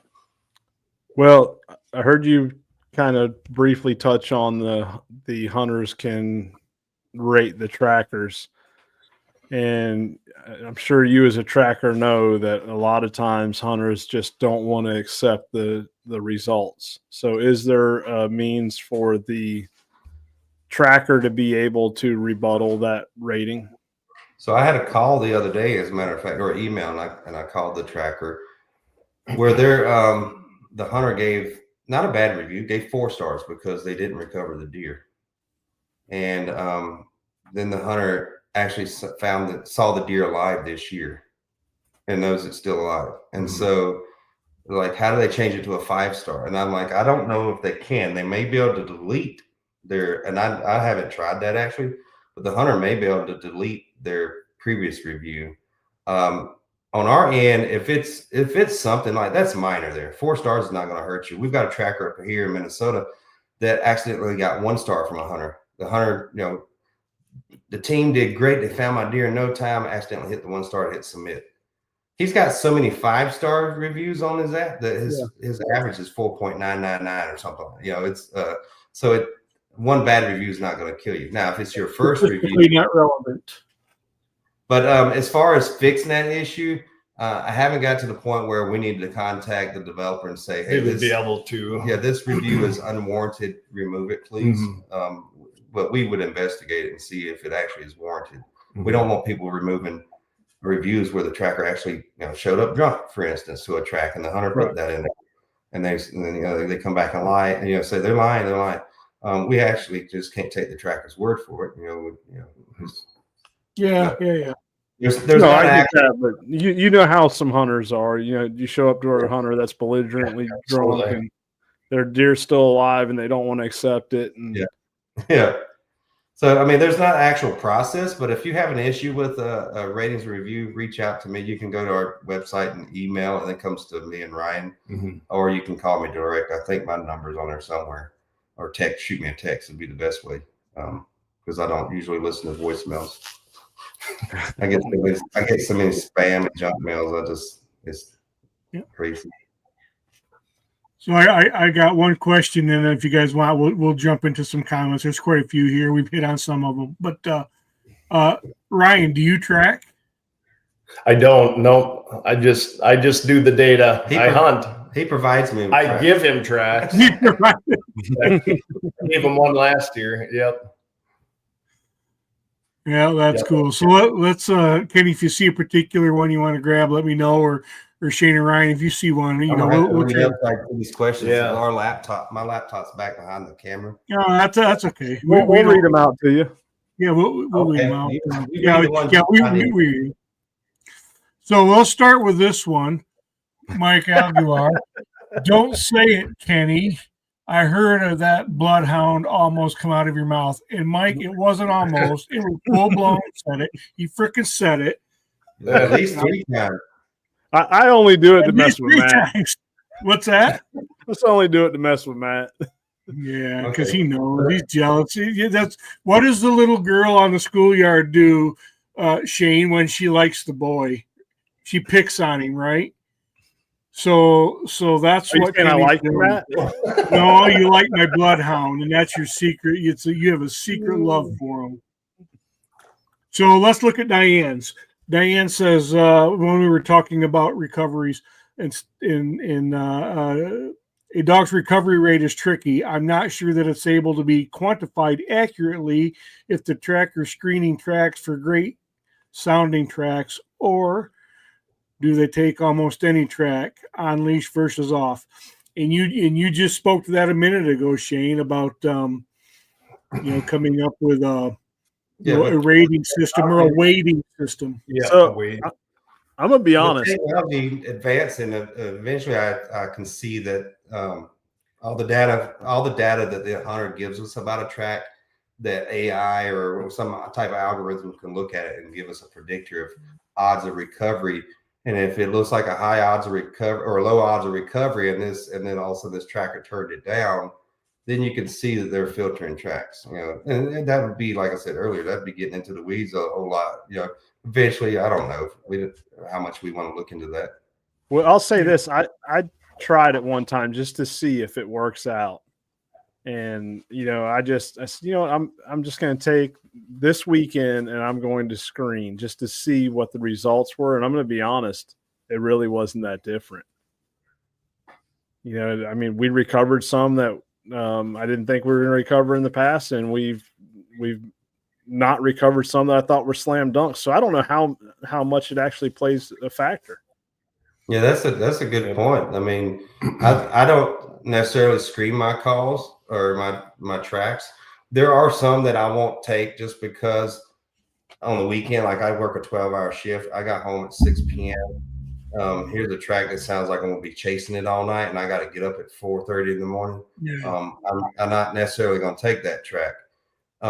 But for the most part, I don't screen my tracks, and I find just like you do, tracks. I mean, if you think about all the tracks you've taken in the past, and if you're a person that doesn't screen, some of these tracks I thought we wouldn't recover, we find it 150 yards later, 200 yards later. And then some tracks I think are slam dunks. We end up, there was one last year, as a matter of fact.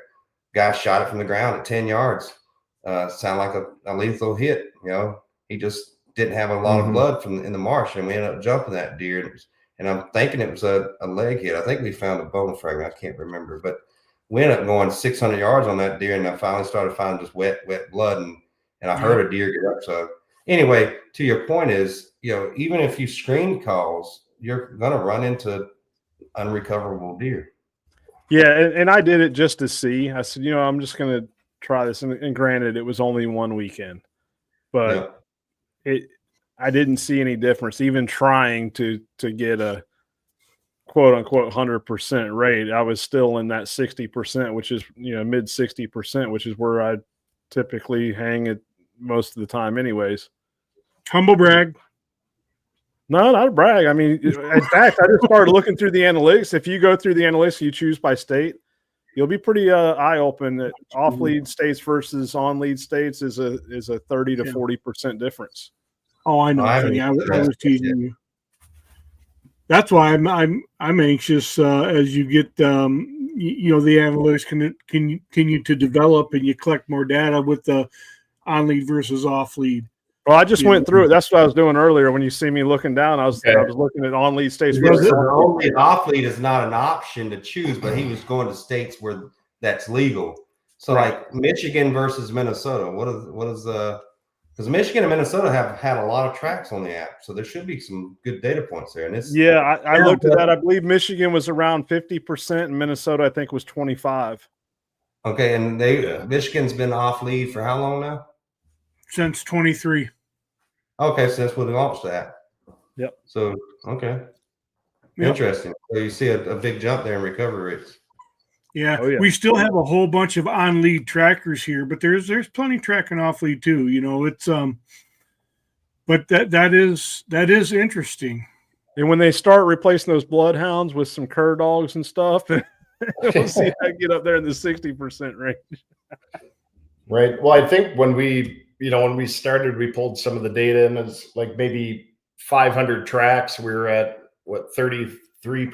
33. I remember that somewhere in there. And, you know, at nearly 2,000 now, it's like maybe 38, 36, somewhere in there. It's just starting to stabilize. I think it's going to get, but it may go up and down from there because, you know, what is your recovery rate on deer is going to fluctuate plus or minus 5% from. Oh, yeah, it's going to ebb and flow, but it's going to ebb and flow within a window. Yeah, right. Yeah, so eventually you're going to, like when we first launched, you see the lower recovery rate. Now it's up a little higher, closer to 40. It's probably, you know, it's going to do like you said, but it's eventually, if you took all of them and got an average, it's going to. Right. Yeah. Yeah. So right now it's 38% with 1,859 tracks. Yeah. Wow. And then like you said, we have a lot more data collected. Those are the ones that were actually completed. Right. Through the app where Hunter completed it. I'm sorry, Michigan was at 26%. So that's the bloodhounds. And Minnesota's actually higher at 32. 32? Okay. Freaking horse shit, Kenny. You know that. Yeah, I track with a bloodhound, a blue tick. I know. Yeah, I mean they're about largely the same. Yeah, I'll take a blue tick over bloodhound. And with some of the data that following the pigtails on the little girl, that's what he's doing. So yeah, I just want to bring this up. Ethan says, don't forget to mention the ABTA drone operator certification. So Shane, you did bring that up, but when we were talking about that drone conversation, you know, we do have let's dive into that a little bit. One thing that you know, it's not that we joke around and pick on drone guys because we're obviously dog people at heart, even us that have dog people that have drones. But there is a big problem out there is most of the drone operators don't have the woodsmanship that we do. Mm-hmm. And they will leave deer in the woods because the hunters say, oh, the deer went that way, and they go search that way, and then their 2 hours runs up and they want to leave. And really a dog could come in and dog would be like, no, it didn't go that way. It went this way, and recover the deer.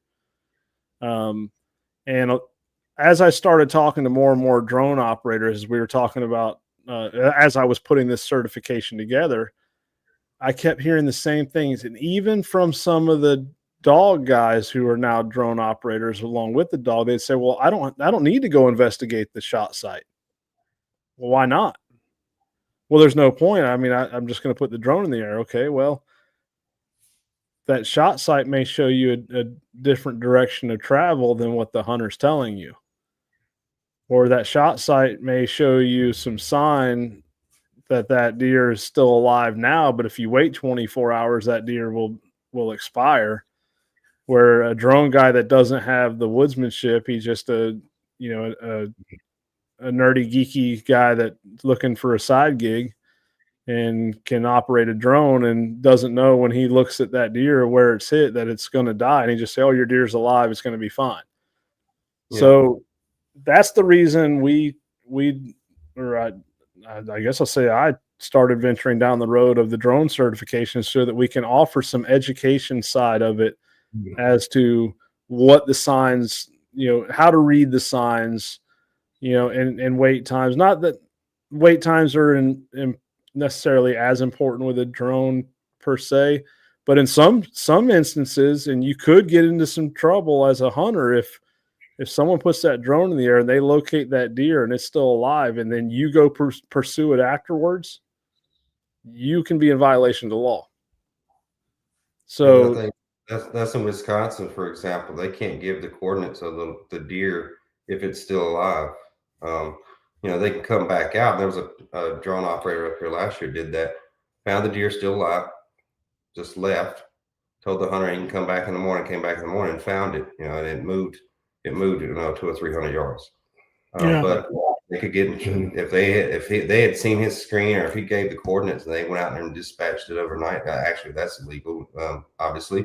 But if he'd given the location of that deer while it was still alive, and they went out the next morning, to try to kill it, they would be breaking the law. Yep. Yeah. But that drone operator knew that, so that's why he didn't. Yeah, that is a good point, though. Just having that knowledge of looking at the site and listening to the hunter and knowing if that deer more than likely is still alive or not.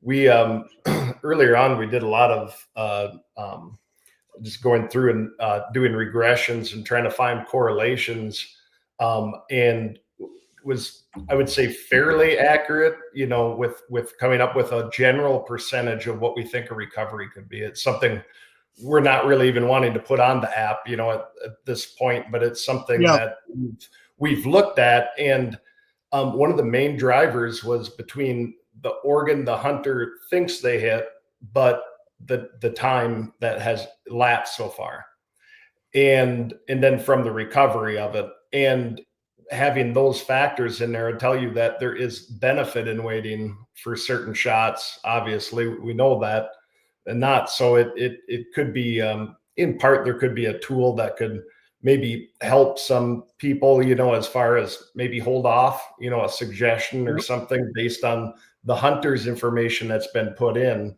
to help maybe just, lead them in a more positive direction, I guess, for, some of the ones that aren't as educated with it. So can you explain more about the certification for the drones? What is, there's an interview or.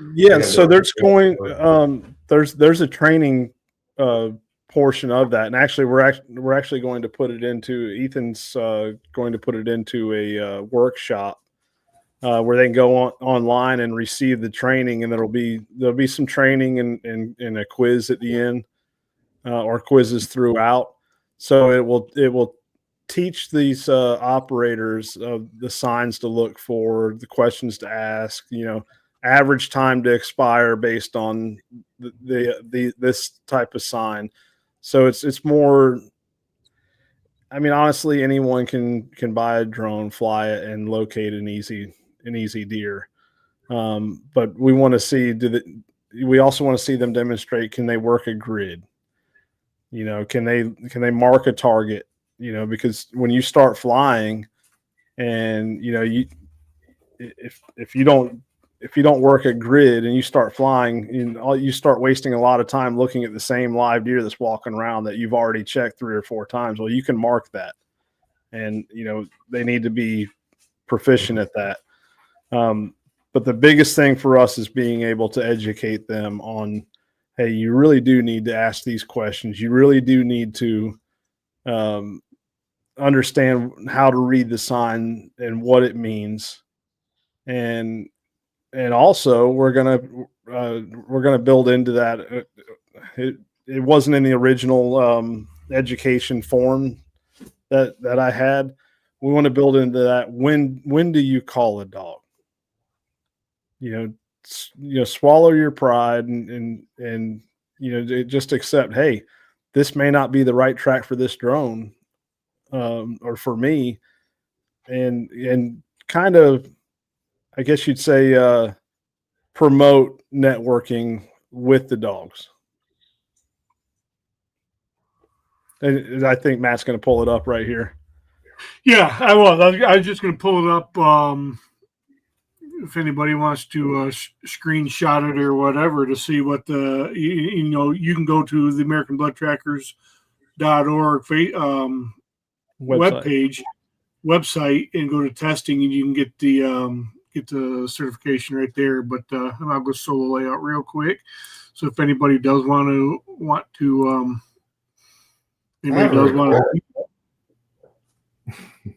what's that?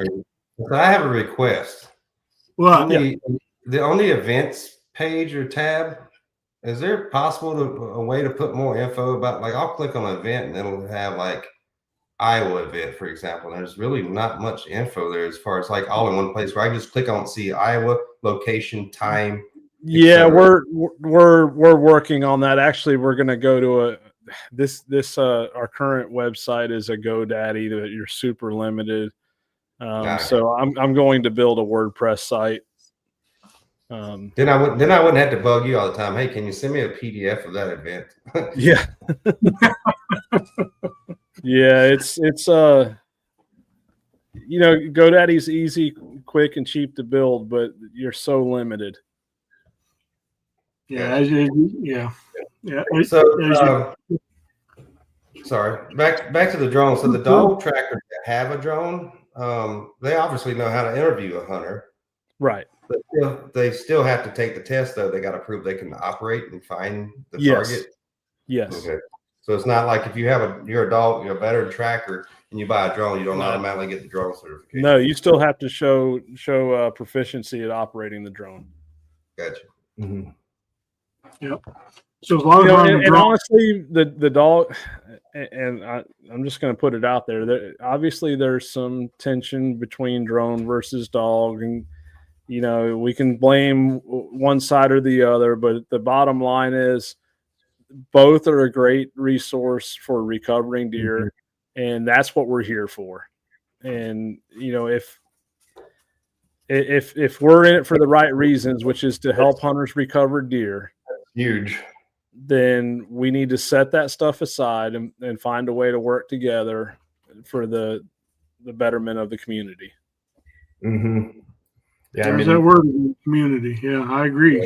Yeah, I could see if the dog networks and the drone networks work hand in hand, communicated, in real time, what a benefit that would be. How many more tracks efficient we could be? How many more tracks we could cover as a team? I think it's easier for you guys to get that have dogs to get drones, right? Than drone operators to be bringing in dogs and training them and doing it. But that is a great combination, and seeing that, I think this year having the option to select both or people that have both of them, it's going to be interesting to see how many end up opting out for that. Is that kind of people that were on, maybe the fence of, I don't want to just have a drone, I'm not sure I'd like to have a dog, but now having this combination might bring more people into that. Yeah. And I'll tell you my personal experience for my area. Drone's not very useful compared to the dog. Foliage does it. It's just green all year. Yeah, that's the problem. It's just you've been here, Shane. So I will say this: other than crossing property lines, being able to cross a property line without permission with a drone, I can't tell you of a single time that I could find a deer with a drone that I couldn't with a dog. But I can show you plenty that I found with a dog that I couldn't with a drone. Yeah. I've heard other drone dog operators say the same thing. Yeah, I've seen them all, and I've actually witnessed it, or not witnessed it, but a communication with a friend had a dog come out. I'm not sure what the problem was, the dog, but then he had a drone come in behind the dog, and the dog missed the deer, went by like 30 yards away. I've seen instances where the drones found the deer really quick. And I think I've actually seen stories posted or heard more about dogs finding them behind drones, but obviously I'm in the dog tracking community, so I'm liable to hear more of those stories. If I spend time in the drone community, I'd probably hear a lot of those stories as well, the reverse. And part of the education that when we roll out the new format, which will be hopefully soon, because we do have a training guide now that I have, but we're going to go to a digital format. I want to tie in the language, like what is a recovery? What is actually a recovery versus just a successful track? If we consider a successful track, accounting for the deer, then we'd probably have a 95% rate like they claim. Rather than just a deer on the tailgate. And we need to actually put that in the statistics. I was going to mention this earlier. Even for deer that were unrecovered, but we have a proof of life, somehow that should reflect the tracker's ability. This tracker has a 35% recovery rate, but of those unrecovered deer, 88% of them show back up alive. So they're not leaving a bunch of dead deer out there. They're finding the dead ones. And so we need to think about that going forward to display that for the hunter, that we're not leaving more frequent. Yep. Yeah. And in part two, we'll also say that, like in a sense, did you hit a property line? Was there a cause you couldn't pursue it any further? I mean, you probably would have got it, but you just couldn't pursue it. Yeah. Maybe that's another stat. What prevented you from recovering? And we already collect that. Yes. Yeah. When you mark a track complete, it says if you marked it unrecovered, and ask you what factors contribute to not recover. I hit a property line. I couldn't track anymore. Stuff like that is good to know as far as the hunter. They don't think about those things. Mm-hmm. We do, because we live it every day. Right. Sure. Well, let me grab Mark's comment here as long as we're on the drone topic here. Mark Maniaci is he's a Missouri tracker, so drones are legal there. When a hunter is choosing a drone, can TRAKR app add how much canopy is in the way? As a tracker with a dog, the biggest complaint I hear is had a drone person out and they stated there was too much canopy and took the money and left. Maybe something to show hunters during early season with heavy foliage. A dog may be a better option. Hunters truly don't know the drones can't find them early season. Spend a lot of cash just for a dog team to follow up with another few. So that's something we've already discussed. As far as maybe putting it on our website, like the pros and cons, early season, if there's a canopy, or not necessarily early season, anytime there's a heavy canopy or heavy cover, you may want to pick one over the other. Just give the hunter some real facts about the situation. Yep. Do we want to implement that into the app? Maybe put those little bullet points up there as a little pop-up, not to persuade them one way or another, just to give them the information that maybe they don't think about. Maybe, if they did choose a drone, that last question that would maybe ask then a follow-up question, I guess, if there's heavy canopy. That would require a lot of discussion with drone operators and dog trackers, and say, okay, if we implement this into the actual app and not just bullet points on the website for them to see, because they're not necessarily going to see them on the website if they're using the app. They're not going to visit our website. Maybe if they select drone, then there's a pop-up on the app that says, are you sure you want to use the drone in these conditions, this time of year? I don't know if we want to do it there, but we'd have a discussion to give realistic expectations to the hunter of what they're getting. And the into. drone operator that's reached out, they're going to know the location then at that point, but they should be, when communicating with them, they should be asking those questions. They'll waste their time. Yeah. Consider canopy when requesting drone or something. Yeah. Yeah. And the bottom line, it comes down to the hunter's choice. I mean, no matter how much you try to educate them on, the ability of a drone in certain situations, like in the metro of the Twin Cities, where I live here in the Minnesota Twin Cities area, there are so many property lines, and we can hunt places, that have just a few acres and there's houses around. We can bow hunt them. There's so many property lines where I would recommend a drone just come up and fly the neighborhood instead of knocking on 20 doors. That's a very pro for drones in that regard. And then there's instances where a dog's going to be, but it boils down to the some hunters just want a drone, or they just want a dog. No matter what you tell them, that's their choice. That's their preference. So all we can do is present the information, and then they decide from there. They make an informed decision at that point, and it is their decision. I agree. So when we were talking to Shane, you mentioned you weren't sure if dispatching was legal in Wisconsin. Jason Sheehouse says no dispatching in Wisconsin, but Michigan, the hunter can dispatch with weapon of season, and that's true. We can. The hunters can. I didn't think it was legal in Wisconsin, but for some reason, I can't remember why, but I remember somebody having a sidearm with them. But I guess you can carry your sidearm with you, a legal carry permit. So that's what was making me think. I don't know why, but I don't know if we'll ever be able to. I was having a discussion with someone the other day about tracking off lead up here in Wisconsin, Minnesota, and the person said, "Yeah, I doubt you'll ever get that pass up here to track off lead."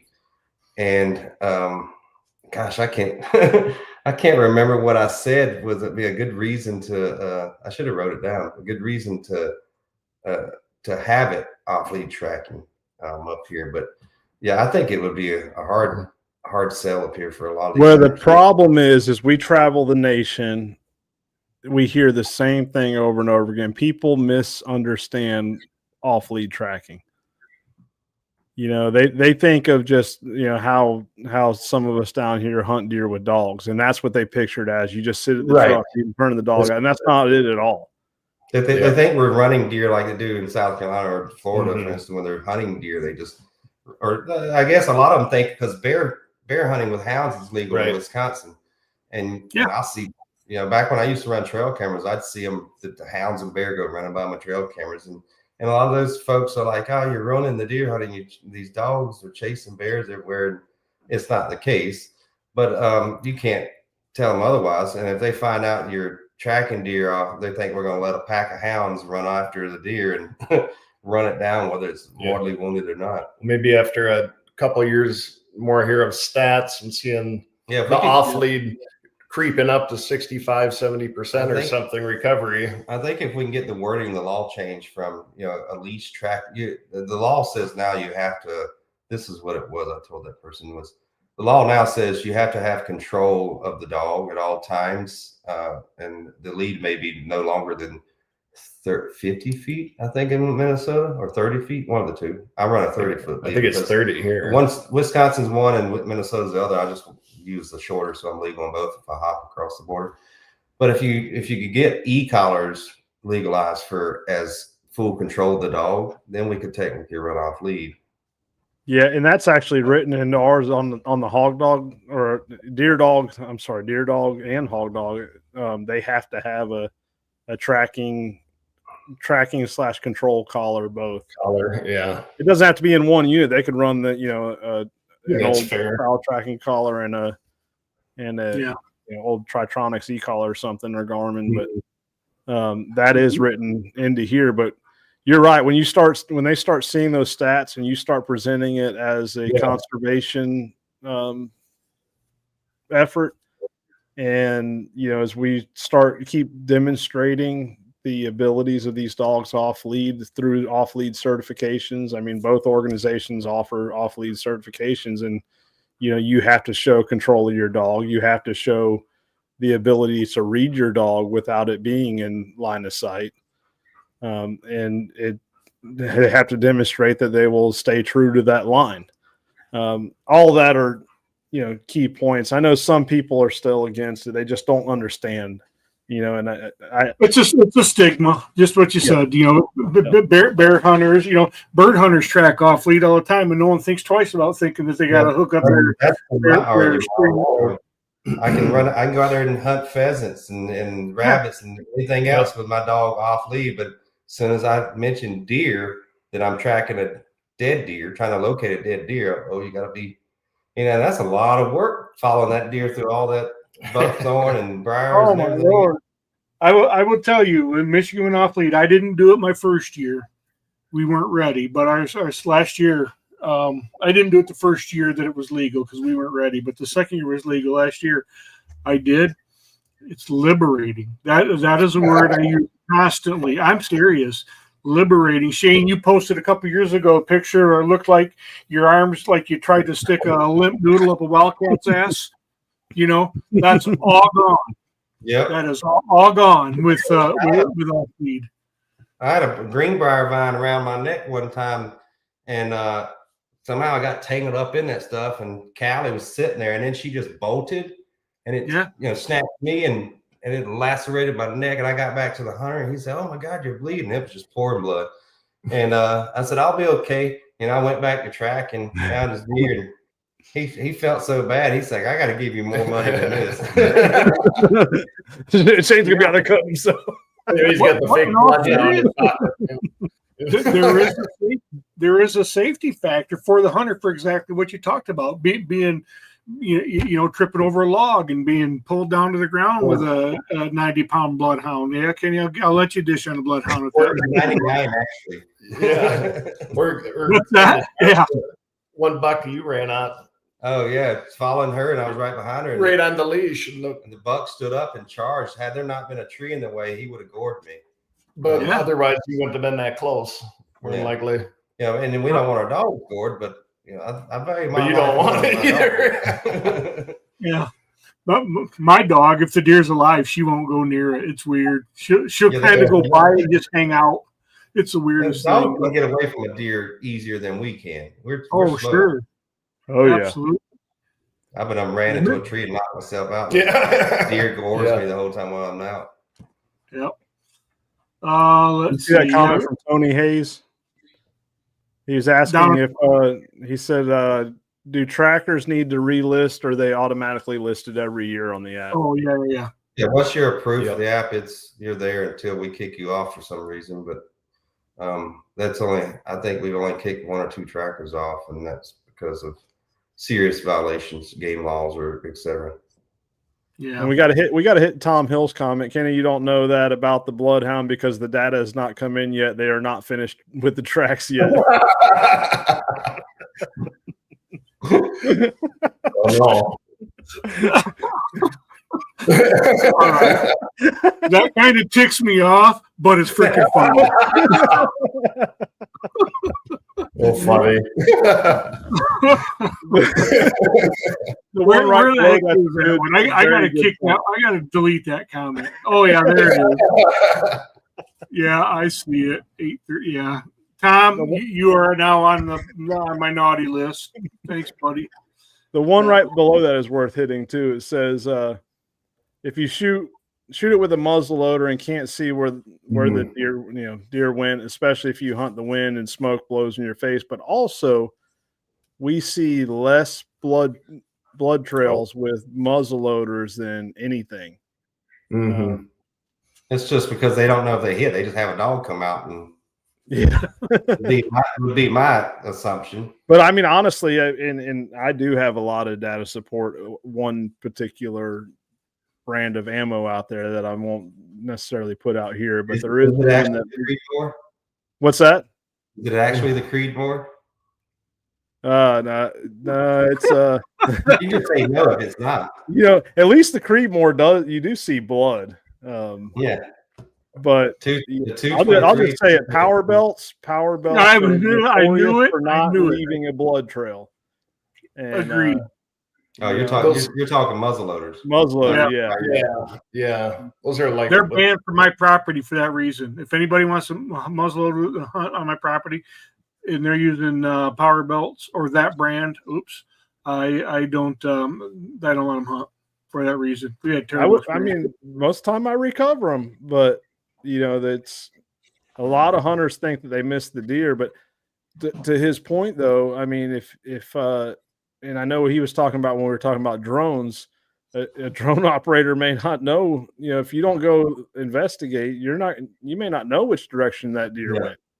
With all that smoke, the hunter has no idea until you just say it was here. Now the drone operator's got to search a big radius. Yep. Yeah, instead of, you know, if you got a direction of travel, that's, if I was a drone operator, I don't know, I haven't done it, but if I was going to a hit site and then tracking a deer and I had a direction of travel, that's where I would start searching. Right. But then I would search other places. Yep. But from my experience with tracking with a dog, I've said this a number of times. It seems like once a deer establishes a direction within, say, 50 yards past the hit site, they continue in that general direction. I mean, you can make most of the time recovery. Right. The cone may get wider, but it's like a spotlight beam out in that direction. Yeah. Yep.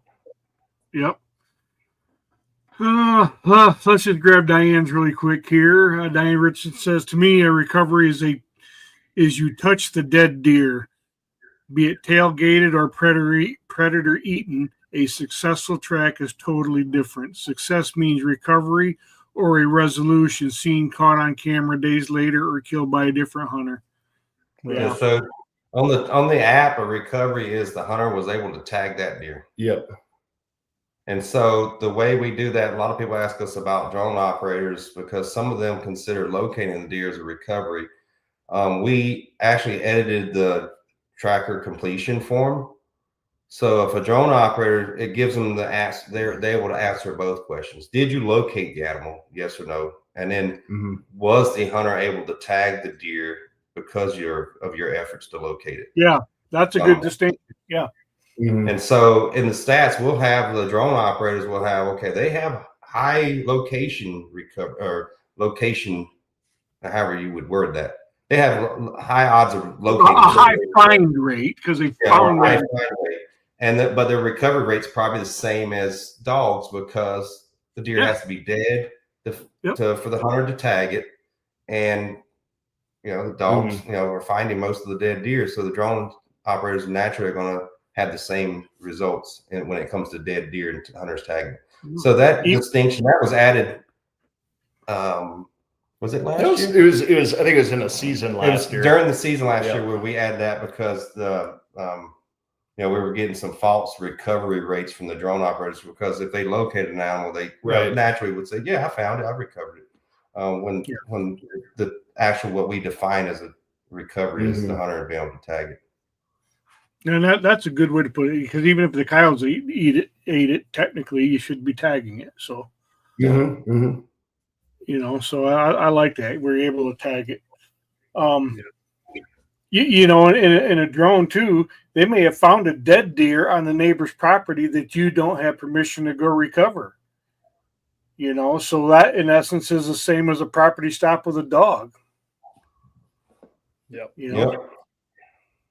I've seen instances of that on Facebook or social media recently or in the past where they know the deer's there. A drone found it, but the neighbor wouldn't let them come in there. But also, they would let them come because they knew exactly where the deer was. Instead of like with the dog, sometimes I get permission.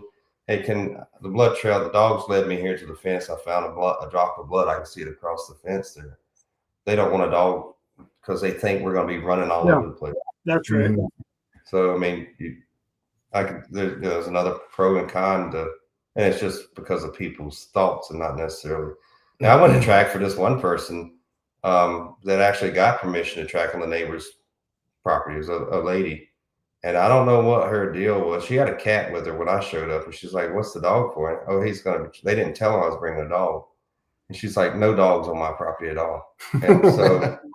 And for whatever reason, she didn't want dogs on her property. The guy told us that he's on a leash. The dog's on a leash. And she's like, I don't care. I don't want dogs on my property. And so I had to leave. And he tipped me anyway for my gas money for coming out. But Yeah, that stinks. he was probably growing weed and didn't want me to find it. Well, cat lady probably had a dog get one of her cats or something. So all dogs are evil. A cat, my dog would eat a cat. Yeah. I mean, we have a house cat, and she plays with it. But a neighbor, I mean, if there's a cat in the yard, she's gonna try and kill it. If it's a stranger. Forget it. Yeah, my dog the same. Yeah. Yep. So Shane, let's talk a little bit about tracking before we'll wind it down here. We're at the 2-hour mark, but this will be short. This will be short and sweet. You ain't getting out much, or what? Yeah. So mostly it's a lot of it's to do with this app. Ever since we launched the app, I've spent so much time administratively at my computer that I haven't been able to track much. And then last year, the deer bug hit me. I put off a lot of deer hunting. I love deer hunting with my bow. I put a lot of that off on the back burner to track for the last 7 years. And last year it kind of got to me. And so what free time I did have last year, I hunted, and I only took like 13 tracks last year, where I was taking a lot more prior to that. I actually was out shooting my bow with one of our fellow admins here in Minnesota, and there was another guy there shooting his bow, and he said, saw our logos and said, "Y'all trackers?" And yeah. And anyway, long story short, I got the discussion about deer hunting track, and I said, I don't know if I want to even track this year. I said, the deer bugs even got me harder this year. I was like, I am going to go full bore deer hunting. So I feel bad for my dogs. Maybe I can loan them out to somebody to track with them, but I'll probably take a few. What if you take out right away? He doesn't even think of that. So maybe it's not possible, because I got tags in 3 states. That's right. And multiple tags in each state. So it's one thing I want to touch on, Shane, is a lot of people doesn't realize, or may not realize, how active you are in trying to get the tracks filled. Those ones that sit for a length of time, you're on the phone and you're trying to get them help. I know you've reached out to me numerous times last year. Hey, this one's been sitting. Can you help me out? Yeah, because like I mentioned earlier, I have an admin version. I see the entire United States. I may try to get them to expand that to wider, because I can miss a little bit of the extreme Northeast. But anyway, I'll see tracks there, and I'll send and I may see somebody offer their services, because I can see you can see on that little pin of that request a number, and it's either 0, 1, 2, 3, or whatever. That means how many trackers have applied for it. And I'll reach out to the hunter, because I have like an admin version. I can see their contact info and all that stuff instantly. And I'll text the hunter. I say, hey, I see you have 4 trackers that have applied for your request. Right. Is there an issue? You having problems with the app? Feel free to call me. Sometimes they'll reply back, no, I found someone else. I said, well, will you do me a favor and cancel your request if you found someone outside the app, or pause it? Or they'll text back, I'm not sure how to accept someone. Who do I pick? We try to improve that on the app. But then also, I'll talk to them, and and I'll say they won't have any requests, any trackers that have offered their services. And I'll reach out to the hunter and say, hey, a lot of our trackers are busy. I'm gonna see if I can find you someone, but odds are that I won't be able to. So I just wanted you to know that. And part of the reason I did that also, I felt bad for him, but we didn't have that phone number feature now that we do start next week, where they can start clicking and calling themselves. Right. I mean, that was hard to, like be in the stand and watching it. You'll see it's almost like a storm front coming when the rut happens. You'll see these pinging, and it will make its way through. And then the ones that are left behind a day or two later, and it's hard to see when there's a 0 or any number on there, because it's like, why have they accepted a tracker, and then why have the tracker, applied? But that's just trying to get the right tools to the hunter and the tracker to just make this, more streamlined, and just give them those options. And that's also why we like working with the networks, because on my system, I can turn on individuals and give them admin privileges on the app. So if there's admins for a network, they can see, like, if I turn that feature on for them, they can see these tracks in the hunter's phone number right away, and they can find somebody in the network, or they can reach out to the hunter when I'm not there. Say Illinois, for example, or Florida, for example, you could reach out to somebody and call them and say, hey, we're trying to find somebody for you. I see your request on the app.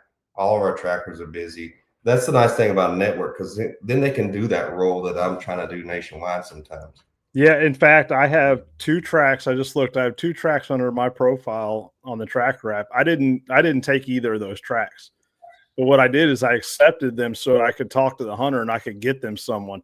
But then when I try to release it, they, it was just, I just left it. I couldn't get them to release it, and so you're able to remove yourself from it. And that may have been a glitch or something. I remember one of them, we were having trouble with it. Yeah.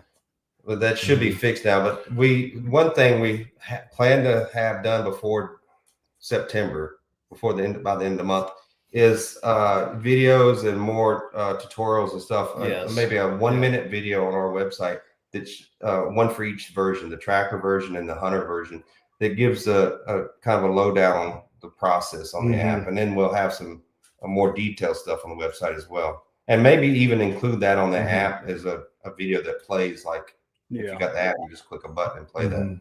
Because we've added enough features now where things are changing. Even from last year to this year, things are gonna. I can't even keep up with some of the stuff. Yeah.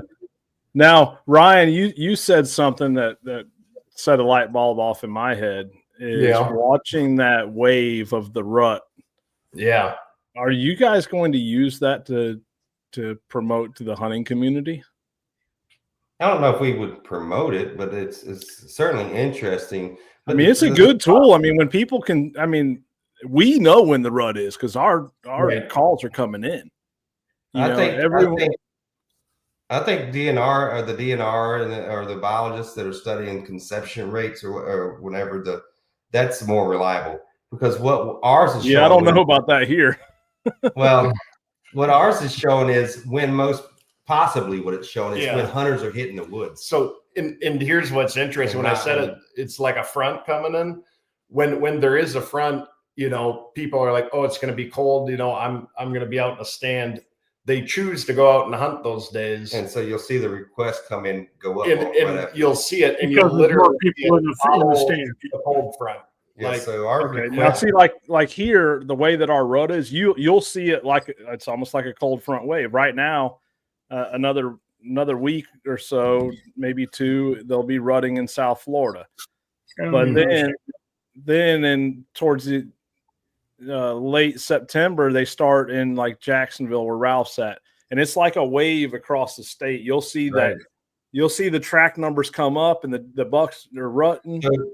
But your gun season, is there an archery season and a gun season comes in later? Or is it all of it comes in at once, or how's it? No, it's archery, muzzleloader, than gun. Okay. Now, when you get into the Panhandle, it's different. So we actually have.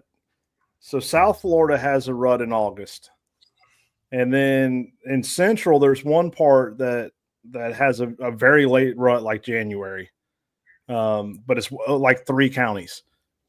But then bulk of Central, it starts on the east side. It starts like the end of September, and it goes in a wave. And then when it comes through, like where I'm at, is around first part of November to mid-November. And then you go a little west of me, and it just keeps going. Well, it goes all the way into late January in the Panhandle. Yeah.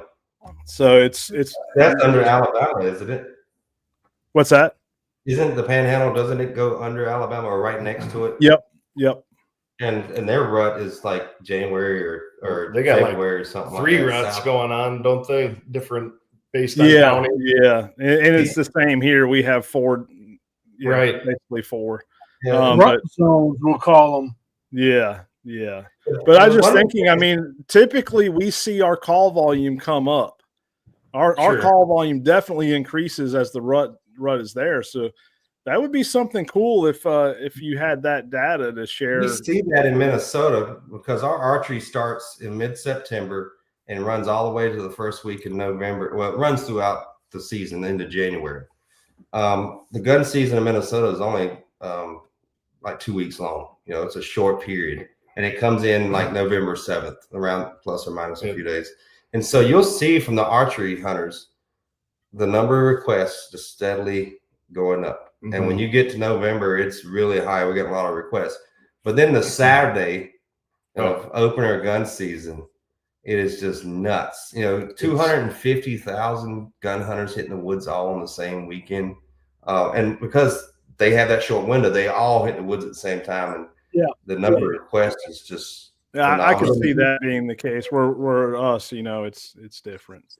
Yeah. Like my area is pretty dead in bow season. In fact, I don't even start seeing bucks on camera till like October. When I used to hunt, but like I said, I could drive an hour and a half east of me, and you know, it'll be 30 calls a day in September, and I won't start seeing 30 calls a day until October. Well, I tell you, when the opener comes in up here in Minnesota, everyone's going after that first TRAKR request that pops up. Oh yeah. And then by the time especially by the time the gun season cranks up, we're yelling at each other. We are so somebody get this TRAKR over here. There's too many. I can't have it all. Yeah, I get it. That's for sure. Well, that's another advantage to off lead is we'll team up and we'll go run together. I don't know that you want to run together on lead and get all tangled up, but that's another. Well, even if you don't run together, it's just inherently less fatiguing because you can go. You're not dragging through the briar. Right. You can go around the downfall instead of through it. You can take the easy.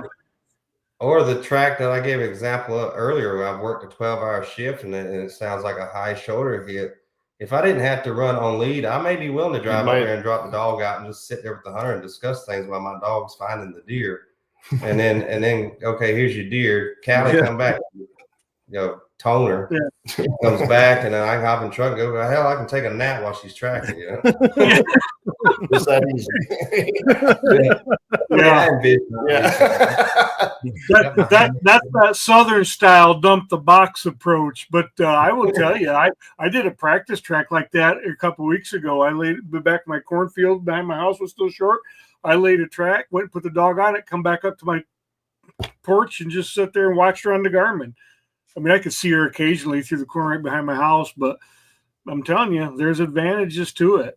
It behooves you to follow the dog. I will tell you that. Oh yeah, I follow the dog when but you can wait sometimes. You can wait to see if it's going to clear that. Shane, you have them out there too. Those bottomless cattail swamps where you sink to your ankles for 3 steps, and the next one you sink to China. You can wait till the dog clears the other side of that swamp and go around it before you going through it, like the one I went through last fall was, the ones that grow trees in them, but it's wet and there's, a lot of the trees are dead. And so there was canary grass and cattails. Every 10 yards, I was tripping over a buried tree trunk in the cattails. Yeah, all of that. Yeah. I mean, I'm a huge advocate for responsible off lead for sure, but I'm not being critical of on lead. But I'm also going to tell you it's well, to your point, that you get more recoveries, the DNR would get more accurate. People wouldn't be killing 2 deer when they. That's a huge thing. Yeah. Conservation. Maybe Minnesota would be a 2-buck state then. Yeah. I doubt that.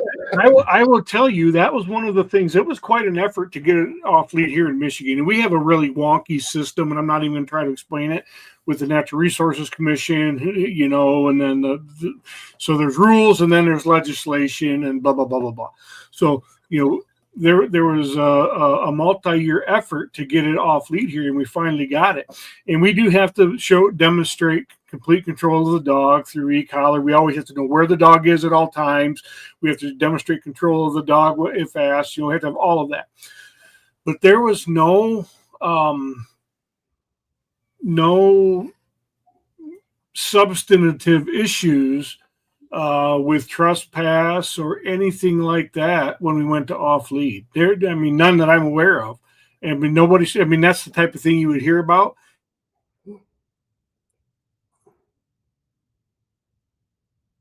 Well, we lost him. Yes, that's that bloodhound rubbing off on him. Shut up. That was a great time. That's the first thing you hear. I'm telling you, he's just jealous. But anyway, there's no legal issues from going to off lead. Yeah, all of the fears or whatever didn't develop. Same thing we had, trying to get it legalized here in Minnesota. People are going to abuse it, and they're going to be hunting deer with dogs. That hasn't transpired. It's the same argument trying to get drones legalized here. I even see some of the trackers saying, "Oh, they're just going to abuse it." And I'm like, "You sound just like those hunters we were up against when we were trying to get dogs legalized." Well, this is what I would tell you on that front. If I think it's a lot easier to violate with a drone than it is with a dog. Yeah, but my approach all the time: bad guys are going to be bad guys. Don't make laws to punish the good guys. No, and I will say this: our fish and wildlife officers, they watch our network group pretty hard. I mean, they're on there, and there was a group of guys that was doing some shady stuff. Just dumping dogs, hunting deer with dogs. And basically calling it tracking. And anyways, they got caught. And the officer called me and he told me, he said, the first thing I did was went to y'all's list to see if they were on your list. And he said none of them were. He came back. He said one of them at the camp was. And he said he is a known poacher. But he said he stayed at the camp. He didn't want to be part of that. And he said, we've been watching him. And since he's became an apprentice through you guys, we've seen a big change in him. And we don't have the poaching issues anymore. We're seeing more ethical practices. And, that speaks volumes. Yeah. Sure. He should tell his friends, though. Right. Yeah. Oh yeah, he did. Any questions coming through, or no? I'm looking at the last comment was Vicky Church in Pennsylvania talking about she had a crazy cat lady on one of her tracks due to her barn cat. So that was it. I think we hit most of even if we didn't pull them up, we answered a lot of the questions or addressed a lot of the comments. Have we covered all the updates coming up? Yeah, we covered them all. I will speak to this one update that is on the back there right now, but if people want to help us pay for it, it is something we can put on the front burner. It's going to cost us about $1,600 to do this, where we create basically a TRAKR business card. On your profile would be a QR code and a link, whatever. You'd be able to print out posters and business cards, whatever, and share that directly with hunters. If they use that link or that QR code to submit a request, it goes to you and only you, so you can promote your own business. Now, with that said, the way we would design it, or our thought is right now, is once that request comes in, you'd have to either accept it or decline it. And if you declined it, then it went out to the rest of the trackers. Or if you didn't acknowledge it for at least an hour or so, or whatever time, then it would go out there. So it would basically give you a first dibs on any tracks coming in if you promoted it. It benefits us, the hunters that are using the app, but it also, one of the things concerns we get feedback from trackers is, if I send my direct calls to the app, what keeps another tracker from stealing it? If I say, hey, I'm available to submit a request, and when you see me apply, pick me.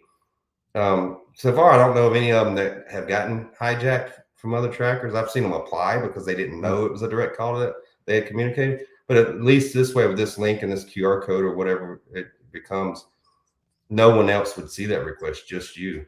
I think that's a good feature. Yeah, but it's really, like really $1,500.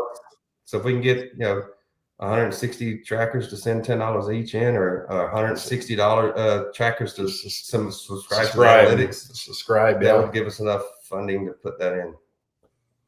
Yeah, I mean, I subscribe for the analytics alone. Yeah, you're covered. And maybe we touch on that too. There's 3 tiers of analytics. You can do the $3.99 a month, and that way, if you just want to see the analytics during the season when this live updates, as tracks are coming in, that is live updated daily. Or I think when you close the app and reopen it, it refreshes. Yeah, every time you refresh it. Then there's another one where it's a 1-year subscription. You save a little money, and then the last one, if you subscribe to that, you get a free one-time 1-year membership to the ABTA or the UBT, which of your choosing, whichever one you want to choose. If you just bought a membership, send us the proof after you subscribe, and we basically, we don't have it automated now. So if you buy that subscription, we actually have to mail you a check or Venmo you back. I've actually had people subscribe and say, I'm not interested in anything. I just want to give you guys as much money as possible. So I've had a few of those spend $29.99. Yeah, for the 2. It's not even a tracker. It's just I just want to give you as much money as possible. We don't have a donation program. Maybe we should do that. Yeah, you ought to add a donate link to the app or website or something. Yeah, a little feature. Just donate. What? Yeah. Chuck Darby just put a question up there. So he's asking about the same person creating more than one track at one time. Like put the same track on multiple times is what he's saying. Yeah. Did we fix that yet? I thought there was we were going to put a limit on how many they could post in a certain amount of time. I think there is a limit on it now, but what we were seeing when I was going through all the data was they would actually put in the comments like, forgot to put that it was actually a pass through or something, and they would create another one, and then in some cases I saw up to 3 of them, or we should probably update it. Like they were super concerned about that data that was put in, which is good, but they were actually now creating additional data points by correcting it. So we should probably put it in there where if you submit a request, you can edit it while it's still live. Like the hunter can go back and correct info, but if it's not there, I'm gonna actually look into that. I'll try to remember it, unless you got a pencil. I don't have one, but I'm gonna look into that after we get off this podcast and see if we did implement that, because that was an issue we knew about, where the hunter would do exactly what he said, and we were going to limit how many times they could submit within it had to be 24 hours before they could submit another request, etc. Or they'd have to delete the one and resubmit, And I've actually reached out to hunters and asked them. They had 2 requests on there, and I was like, and I asked them to delete one of them because they said, "Oh, I forgot to put this in." Yeah, I forgot I was out of state and I had it on my other. Yeah, you've already got accepted that first one, but you got this other one just sitting there idle, and hunter trackers are curious why that was there. Yeah, man, y'all covered a lot of stuff tonight. Woo! I was just thinking that. I'm checking my notes. Yeah. So that's interesting. So let's plug that again. The personalized QR code, I'll call it, the electronic business card for the TRAKR app. If that's something that could be moved to the forefront of development, if we can get enough people to subscribe to cover that cost. We don't even have to get $1,600 in donations. If we can get just a large portion of that, then we can possibly move it up. But right now, I don't know if it's something we eventually plan to put in there. But like right now, we have so many other what we consider important updates that's vital. That's on the back. Yeah. But we, to the developer, it's not a time issue. For us, it's, you know, because we're coming out of our own pocket, you know, we have to work and get paid. We can move that to the bunch it with the next update or the or et cetera. Have it out as possibly before the end of the month. If we were to have if someone said, here's $1,600, build it. So have it out. Before we close it out, you know, you mentioned that, you know, you guys have put out of pocket. I just want to touch on again. Are the hunters or trackers charged for using your app? No, it's free, 100% free for hunters and trackers to connect. If you know, we're trying to generate revenue from the extras. Now, there's going to be extra features we build into the app at some point, like the business card. Actually, well, if the donations pay for it, then we wouldn't charge for it. But there may be features that come in later on that are not involved with hunters and trackers connecting that would be part of the subscription. You know, it's just like with anything. Then also, you know, it's the tracker obviously, you know, may charge something, and we're not affiliated with any of that. Sure. Yeah. Yep. So we don't get a cut of their nothing. Yeah. Right. Cool. All right, guys. I think we're up against it, man. This has been a great conversation. I really appreciate you guys taking the time to come on and talk about the stuff and the new stuff and the visionary stuff and all of that. So, Kenny, this podcast is available for to view later, right? Yes, it will be on. Well, it's on YouTube. It'll be on Facebook for 30 days. And it will be on Spotify. So maybe I can get a download or a copy of the download from you, Kenny, and I can post it on our website. That way, if someone wants to spend 2.5 hours or whatever watching, and we can, anyway. And honestly, we typically get 4,000 to 5,000 views a week, so that's not counting, you know, Spotify and all that. But I'll get it to you. Nice, appreciate it. Yeah, for sure. All right, guys. Well, again, hang with us. We'll jump off here, but hang with us for a second. We'll debrief. But really appreciate you guys coming on. You've done a lot of great work on the app, and really like how receptive you are to feedback and input. I think we had a couple of them here that amongst this discussion that piqued interest. So. That's fun stuff, and just keep up the good work, man. And we're always here to support you however we can. So appreciate it. Yeah, appreciate you guys having us on. Thanks a lot. Thank you. All right, guys. We'll talk to you soon. More of the good, less the bad, guys. Thanks for chiming in. Bloodhound.